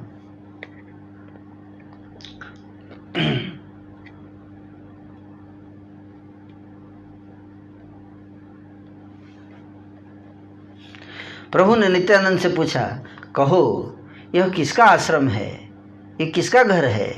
नित्यानंद बोले, प्रभु यह एक सन्यासी का आश्रम है। प्रभु बोले, चलो चलकर देखते हैं, यदि भाग्य में हुआ तो दर्शन करेंगे। हंसकर दोनों प्रभु सन्यासी के पास गए। विश्वंभर ने सन्यासी को प्रणाम किया। प्रफुल्लित वदन कमल, मोहन मूर्ति, सर्वांग सुंदर, रूपधारी ब्राह्मण कुमार गौर प्रभु को सन्यासी ने देखा। प्रसन्नता के साथ सन्यासी ने बहुत से आशीर्वाद प्रदान किए। आशीर्वाद दिया भगवान को। सन्यासी ने कहा, तुम्हें धन, वंश, सुविवाह और विद्या की प्राप्ति हो। प्रभु बोले, गोसाई ये आशीर्वाद नहीं है, ऐसा कहिए तुम्हें कृष्ण की कृपा मिल जाए। उसने बोला कि धन, ऐश्वर्य, वंश, सुंदर विवाह हो, विद्या मिले, ये सब आशीर्वाद दिया। तो बोले ये आशीर्वाद नहीं है, आशीर्वाद तो ये दीजिए कि कृष्ण की प्राप्ति हो। आप सुनिए, उत्तर सुनिएगा, बहुत आश्चर्यजनक उत्तर देगा। हैं? आश्चर्यजनक उत्तर सुनिए। विष्णु भक्ति रूप आशीर्वाद अक्षय अव्यय है। हे गोसाई, आपने जो कहा वह आपके योग्य नहीं है। क्या बोला?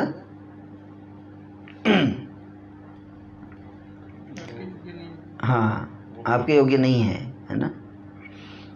हंसकर सन्यासी ने कहा, पहले जो सुना था आज उसका साक्षात प्रमाण मिल गया। भलाई की बात कहो तो लोग डंडा लेकर मारने को दौड़ते हैं।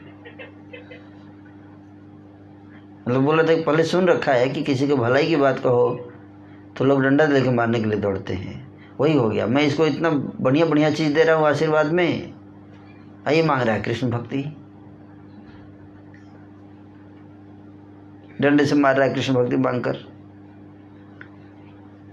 यह ब्राह्मण पुत्र भी कुछ ऐसा ही व्यवहार कर रहा है।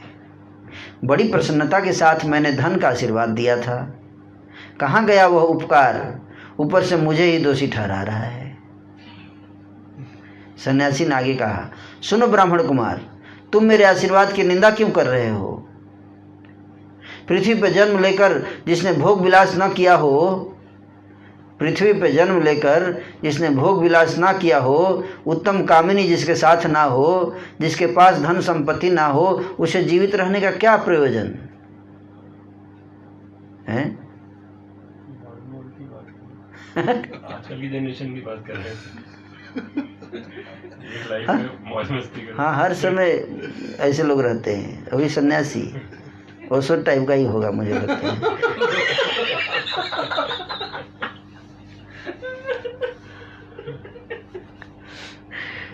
चैतन्य लीला में ओसो का अवतार हुआ।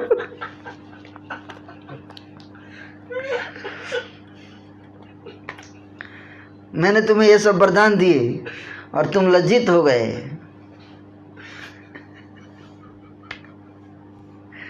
मान लिया कि तुम्हारे शरीर में विष्णु भक्ति का उदय हुआ है, परंतु मुझे यह तो बताओ कि धन के बिना कैसे जियोगे, क्या खाओगे?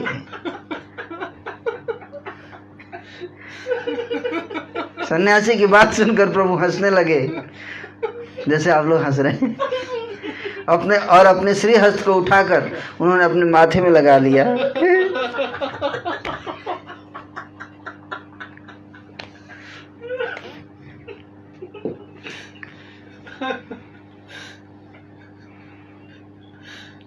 प्रभु ने सार्वजनिक रूप से सबको यह शिक्षा दी कि कोई भी व्यक्ति भक्ति के सिवा और कुछ भी न मांगे। महाप्रभु ने दारी सन्यासी से कहा, सुनो सन्यासी गोसाई, सुनो, हम जो कुछ खाएंगे। बोला नहीं कि क्या खाओगे? न बोले तो जब धन ही नहीं होगा तो खाओगे क्या?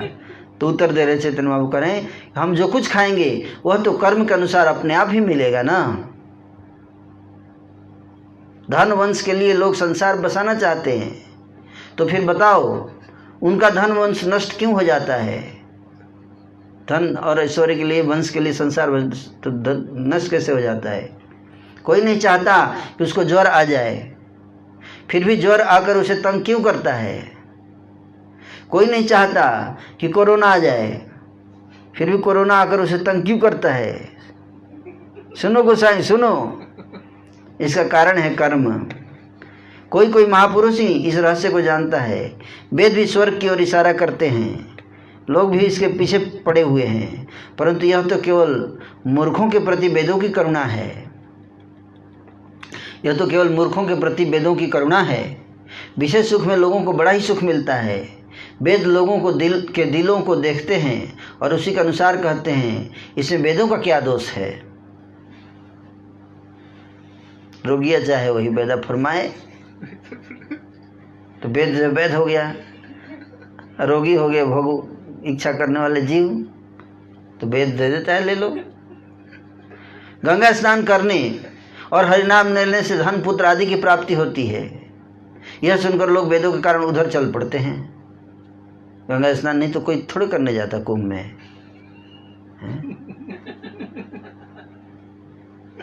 तो महाप्रभु बोले कि वेद बोलते हैं कि धन और पुत्र की प्राप्ति होगी अगर आप हरि नाम लेंगे तो। अच्छा, फिर तो लेंगे। उठाकर 50-50, 700, 200 किलोमीटर भाग के जाएंगे, मोटिवेशन तो वेद देते हैं। किसी भी प्रकार से गंगा स्नान और हरिनाम करने से द्रव्य के प्रभाव के कारण आसानी से भक्ति आ जाएगी। वेदों के इन अभिप्रायों को मूर्ख नहीं समझ पाते हैं और इस कारण कृष्ण भक्ति को छोड़कर वे केवल विषय सुखों में डूब जाते हैं। हे गोसाई हैं, तो उसमें मेन उद्देश्य ये रहता है कि किसी तरह से नाम लेगा, धीरे धीरे गंगा में स्नान करेगा तो धीरे धीरे भक्ति आ जाएगी, है ना, किसी भी बहाने से करे तो। That is idea. लेकिन लोग भक्ति तो लाते नहीं हैं, विषय सुख में डूब जाते हैं। हे गोसाई, अच्छे बुरे को सही तरह से पहचानिए। चैतन्य महापुरुष को समझा रहे हैं, अच्छे बुरे को सही तरीके से पहचानिए। कृष्ण भक्ति के अतिरिक्त और कोई आशीर्वाद है ही नहीं। सन्यासी को लक्ष्य करके शिक्षा गुरु भगवान ने वेद प्रमाण सहित इस भक्ति का वर्णन किया है।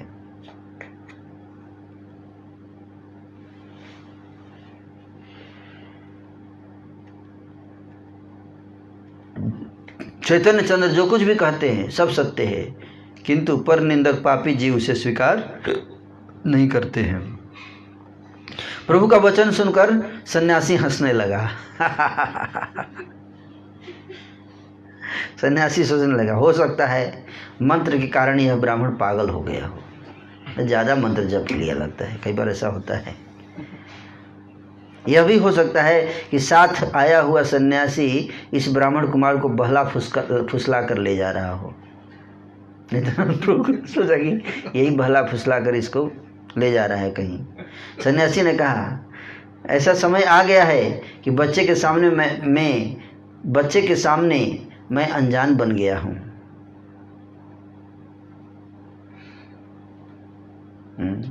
मतलब मेरे सामने बच्चा फिलॉसफी समझा रहा है। मैंने पृथ्वी का पर्यटन किया है। अयोध्या, मथुरा, माया, बद्रिकाश्रम, काशी, गुजरात, गया, विजय नगरी, हिंद सिंहल और जितनी भी पुरियाँ हैं उन सभी जगहों पर मैंने भ्रमण किया है। सो तो मैं जान नहीं पाया कि किससे अच्छा और किससे बुरा होता है, और यह दूध पीता बच्चा आज मुझे इसके बारे में शिक्षा दे रहा है। कौन बोला? सन्यासी बोला। हाँ, इस पर नित्यानंद ने हंसकर कहा सुनिए गोसाई, बच्चे के साथ आपका विचार करना ठीक नहीं है। ये बच्चा है, इसका विचार। मैं आपकी महिमा भली भांति जानता हूँ। नित्यानंद बोले मैं जानता हूँ ना आपकी महिमा, ये बच्चा है, ये मुझे देकर आप कुछ सब कुछ क्षमा कर दीजिए। अपनी प्रशंसा सुनकर सन्यासी संतुष्ट हो गया। हाँ, ये सही आदमी है, ये सही आदमी है। और आनंद के साथ तुरंत भोजन करने के लिए कहा आइए आइए आप लोग आइए हमारे घर भोजन कीजिए। नित्यानंद ने कहा हमें और किसी काम के लिए जाना है, भोजन नहीं करेंगे, किसी और काम के लिए जाना है, हमें कुछ दे दीजिए, स्नान करके हम लोग रास्ते में खा लेंगे। सन्यासी बोले यहाँ नहा लो, फिर कुछ खा पी कर स्निग्ध होकर चले जाना। भाई कुछ खा पी के थोड़ा स्निग्ध होकर बढ़िया से एकदम तब जाना आराम से। पातकियों का उद्धार करने के लिए ही दोनों प्रभुओं का अवतार हुआ है नित्य वृंदावन दास ठाकुर जी कह रहे हैं। दोनों प्रभु सन्यासी के घर में ठहर गए। क्या किए? सन्यासी घर में ठहर गए। जाह्नवी गंगा में स्नान करने से उनके रास्ते की थकावट दूर हो गई। देखिए बिल्कुल गंगा जी के किनारे बनाया था आश्रम। सतगुणी दोनों आकर फलाहार करने के लिए बैठ गए। दुग्ध, आम्र, पनस आदि को पहले कृष्ण के लिए समर्पित करके फिर दोनों सन्यासी के सामने बैठकर खाने लगे। इसी बीच कुछ आश्चर्य हुआ, ध्यान से सुनिए। इसी बीच वामाचारी सन्यासी मदिरा पीने लगे। अपना लेके आया वो अपना, आप लोग खा रहे हैं, हम भी अपना ला रहे हैं, साथ में बैठ के खाएंगे। चढ़ाने शुरू कर दिया। उन्होंने इसके लिए नित्यानंद को भी इशारा किया, चलेगा थोड़ा।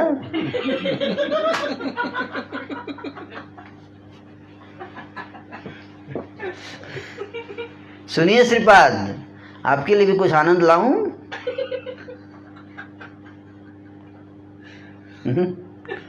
सन्यासी बोल रहा है सुनिए श्रीपाद, आपके लिए भी कुछ आनंद लाऊं? आनंद मतलब आप जैसा अतिथि कहाँ मिलेगा। नित्यानंद बहुत जगह घूमे थे, इसलिए उन्हें सब पता चल गया ना। पूरा तीर्थ भ्रमण तो किए थे ना, कितने वैरायटी के लोग होते हो, तो उनको तो सब पता ही था। नित्यानंद मन में जान गए कि ये सन्यासी मदिरा पीता है ना। सन्यासी ने बारंबार कहा आनंद लाऊं, आनंद लाऊं। यह सुनकर नित्यानंद बोले यदि आप ऐसा करेंगे तो हम चले जाएंगे। दोनों के मदन कामदेव के समान सुंदर रूप को सन्यासी की पत्नी जी भर कर देख रही थी। वहीं पे सन्यासी की पत्नी थी, पीछे सन्यासी की पत्नी थी, तो अपना ध्यान लगा रही थी कितना सुंदर लड़के हैं, आज रुकेंगे लगता है।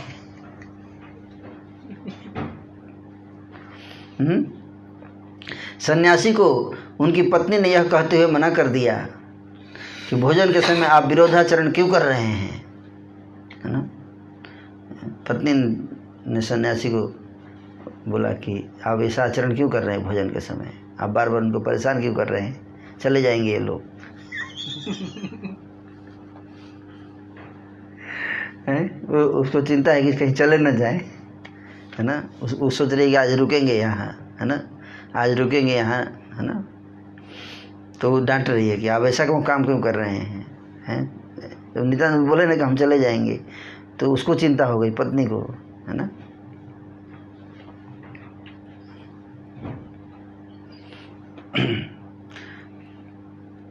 तो कार्टून लोग हमेशा रहते हैं कुछ ना कुछ, आप समझे बात को। कार्टून लोगों की कमी नहीं है, हमेशा कुछ, आज भी हैं ऐसे कार्टून। प्रभु ने पूछा, सन्यासी किस आनंद की बात कर रहे हैं। चैतन्य महाप्रभु को समझ में नहीं आ रहा है। तो नित्यानंद प्रभु से पूछ रहे हैं, ये सन्यासी कौन से आनंद की बात कर रहे हैं। नित्यानंद कहा, लगता है मदिरा के बारे में लगता है मदिरा के बारे में। यह सुनकर विष्णु विष्णु विष्णु विष्णु विष्णु स्मरण करते हुए आचमन करके तुरंत चल पड़े। दोनों चंचल प्रभुओं ने गंगा में छलांग लगाई और गंगा में बहते हुए दोनों आचार्य के घर की ओर चल दिए, छलांग लगा दी गंगा में, एक क्षण भी रुके नहीं, है ना। इसे शिक्षा दे रहे हैं ना, क्या शिक्षा है। महाप्रभु ने जब समझा कि पाप, नित्यानंद प्रभु को तो कोई फर्क नहीं, तो समझ के रहा हूँ इतना, लेकिन महाप्रभु आचरण सिखा रहे हैं। पाप परायण सन्यासी नामधारी कपटी व्यक्ति मदिरा पिलाने की बात कर रहा है एवं उस प्रकार की पाप वृत्ति का समर्थन कर रहा है, तब भगवत स्मरण पूर्वक आहार का परित्याग करके एवं ऐसा अमृतापिधान मसी स्वाहा ऐसा उच्चारण करके आचमन करने के उपरांत दोनों ने गंगा में छलांग लगा दी।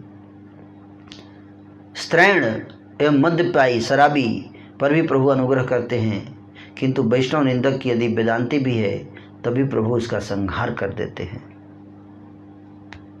वेदांती का भी संहार कर देंगे। मदिरा पी रहा है, ठीक है, स्त्रैण है, प्रभु उसके ऊपर कृपा कर सकते हैं, लेकिन वैदिक भी अगर वैदिक ज्ञान जानता हो लेकिन वैष्णव की निंदा कर रहा है, उसको नहीं एक्सेप्ट करेंगे महाप्रभु। सन्यासी होकर मदिरा पीते हैं, स्त्री के साथ संग करते हैं, फिर भी ठाकुर उनके घर में गए, है ना। क्या भगवान को पता नहीं था, पहले से पता तो होगा ही। तो सन्यासी होकर मदिरा पीता है और स्त्री के साथ संग करता है, स्त्री के साथ। सन्यासी को स्त्री के साथ संग नहीं करना चाहिए, इसके साथ संबंध गलत नहीं बनाना चाहिए। ये सन्यासी के लिए बहुत ही शर्म की बात है। फिर भी बता रहे हैं कि चैतन्य महाप्रभु उनके घर में गए, उनके साथ प्रभु ने वार्तालाप किया, उनको धर्म सिखाया, बताया ना कि ऐसे नहीं करना चाहिए, ऐसे करना चाहिए, धर्म है। फिर विश्राम के बाद उनके घर में भोजन किया। इस जन्म में वे अच्छे नहीं हैं, न सही, दूसरे जन्म में अच्छे होंगे, दैट इज आइडिया, है ना। केवल निंदा करने वालों से प्रभु नाराज रहते हैं। किससे नाराज रहते हैं? निंदा करने वालों से। सेंस ग्रेटिफायर को दया कृपा पतित पावन है, पतित पावन दे सकते हैं, लेकिन जो निंदा करते हैं वैष्णवों की, उनसे नाराज रहते हैं। जितने भी अभक्त सन्यासी हैं वे प्रभु के दर्शन करने में समर्थ नहीं होते हैं। काशीवासी सभी सन्यासी इस बात के साक्षी हैं। तो दरी सन्यासी को तो दे दिया, लेकिन काशी के सन्यासियों को इतने उनके यहाँ बैठकर वार्तालाप और शिक्षा नहीं दिए, खाए पिए नहीं।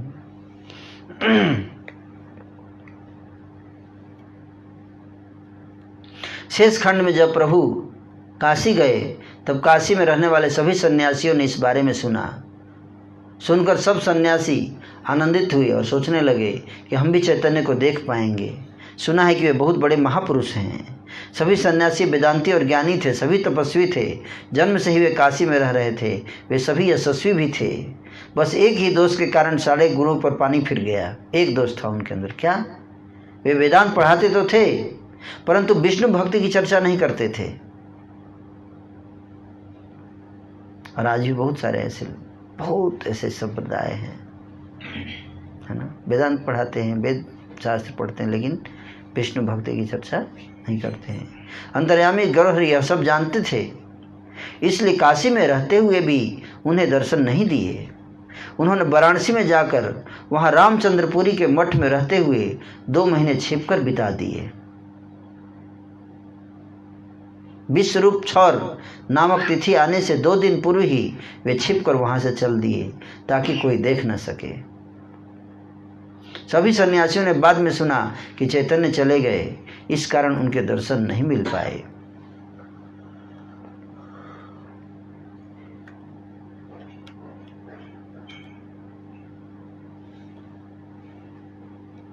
एक निंदारूपी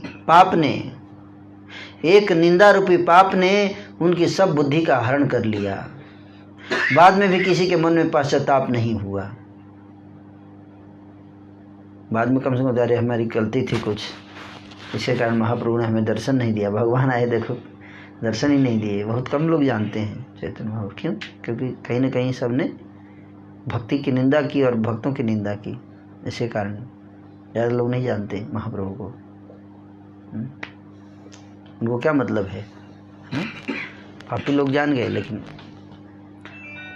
वेस्टर्न कंट्रीज के लोग जान गए हैं, पाश्चात्य जगत के लोग जान गए। क्यों? पापी थे लेकिन वैष्णव निंदक नहीं थे, विष्णु भक्ति की निंदा नहीं किए, तो समझ सकते हैं। ऊपर से वे ऐसा और कहने लगे कि हम सब पूर्वाश्रमी हैं, हमसे बिना मिले वे क्यों चले गए? 2 दिनों की खातिर उन्होंने अपने धर्म को क्यों छोड़ दिया? विश्वरूप छौर का उल्लंघन करके क्यों चले गए? उल्टे ब्लेम करने लगे, है ना, अपने दिमाग ज़्यादा लगा रहे थे, भगवान को ही क्वेश्चन उठा रहे हैं, ऐसा क्यों कर दिया उन्होंने? अपनी गलती नहीं दिख रहा है उनको, हैं कि भगवान नहीं आए। कितना मतलब घृणित बात है कि भगवान आके वहीं से बगल से गुजर गए और उनको दर्शन नहीं दिए हैं। लेकिन वो अपनी गलती नहीं, वो सोचते उन्हीं की गलती है, ऐसे सोच रहे कि उन्हीं की गलती है ना। उनको साधारण सन्यासी देख रहे हैं ना भगवान को। भक्ति रहित होने से ऐसी ही बुद्धि हो जाती है। निंदा करने वालों की पूजा शिव कभी भी स्वीकार नहीं करते।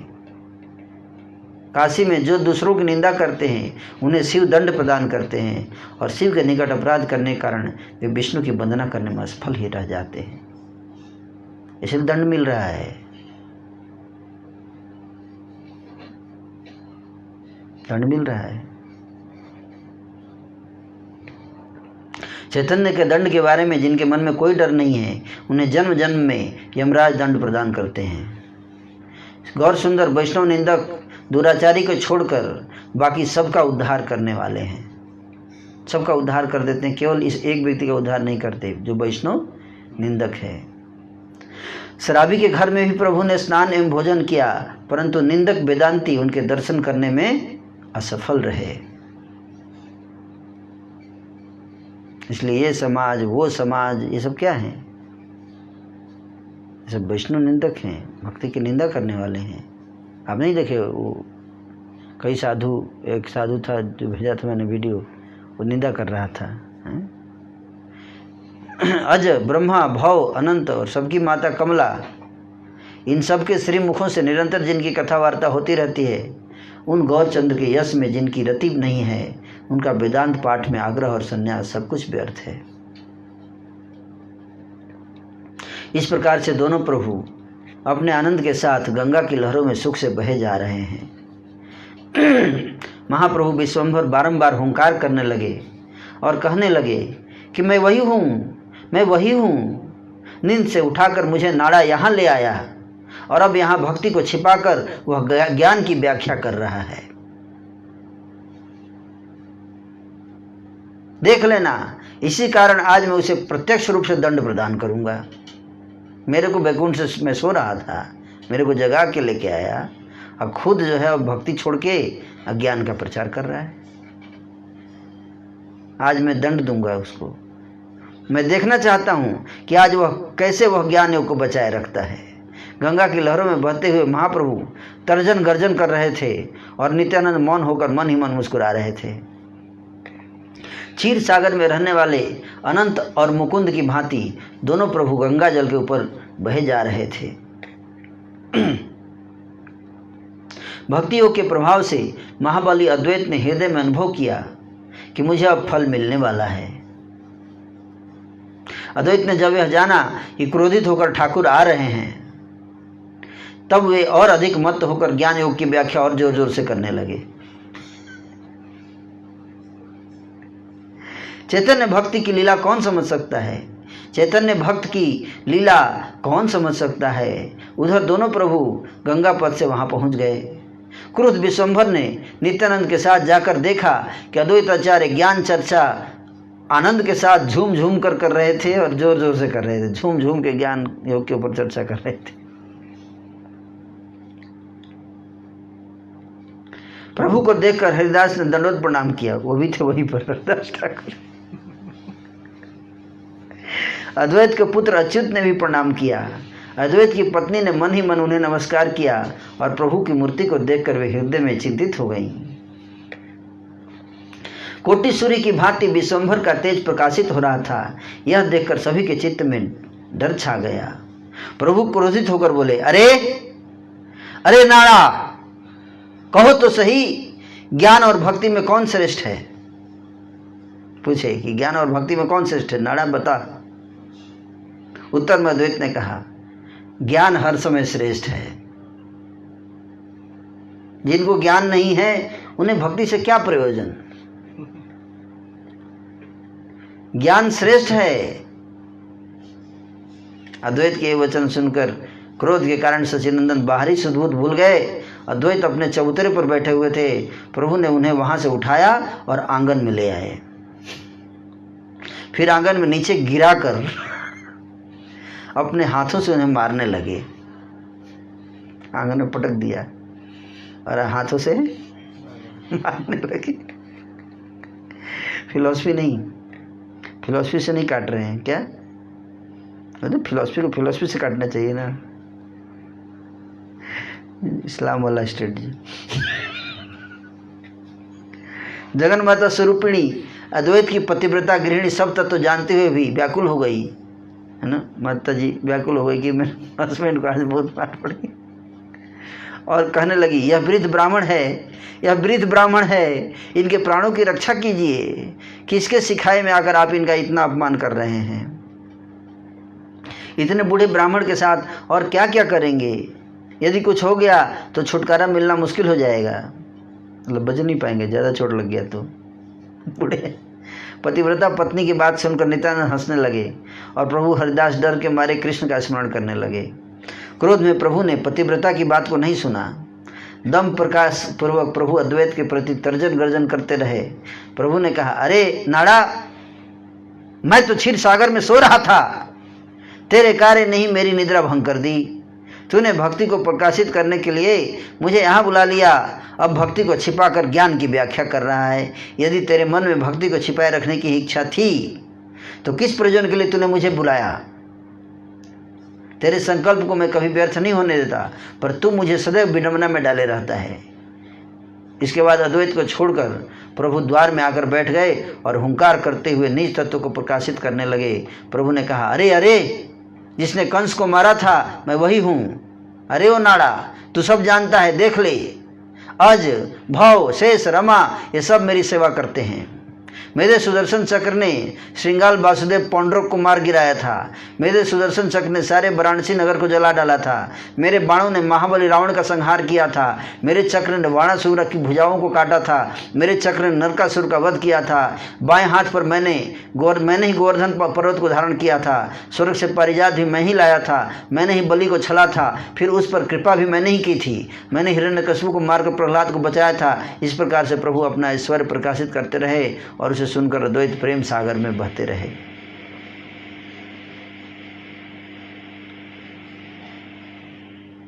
दंड प्राप्त करके अद्वैत परम आनंदित हुए और हाथों से ताली बजा बजाकर विनीत भाव से नृत्य करने लगे। अद्वैत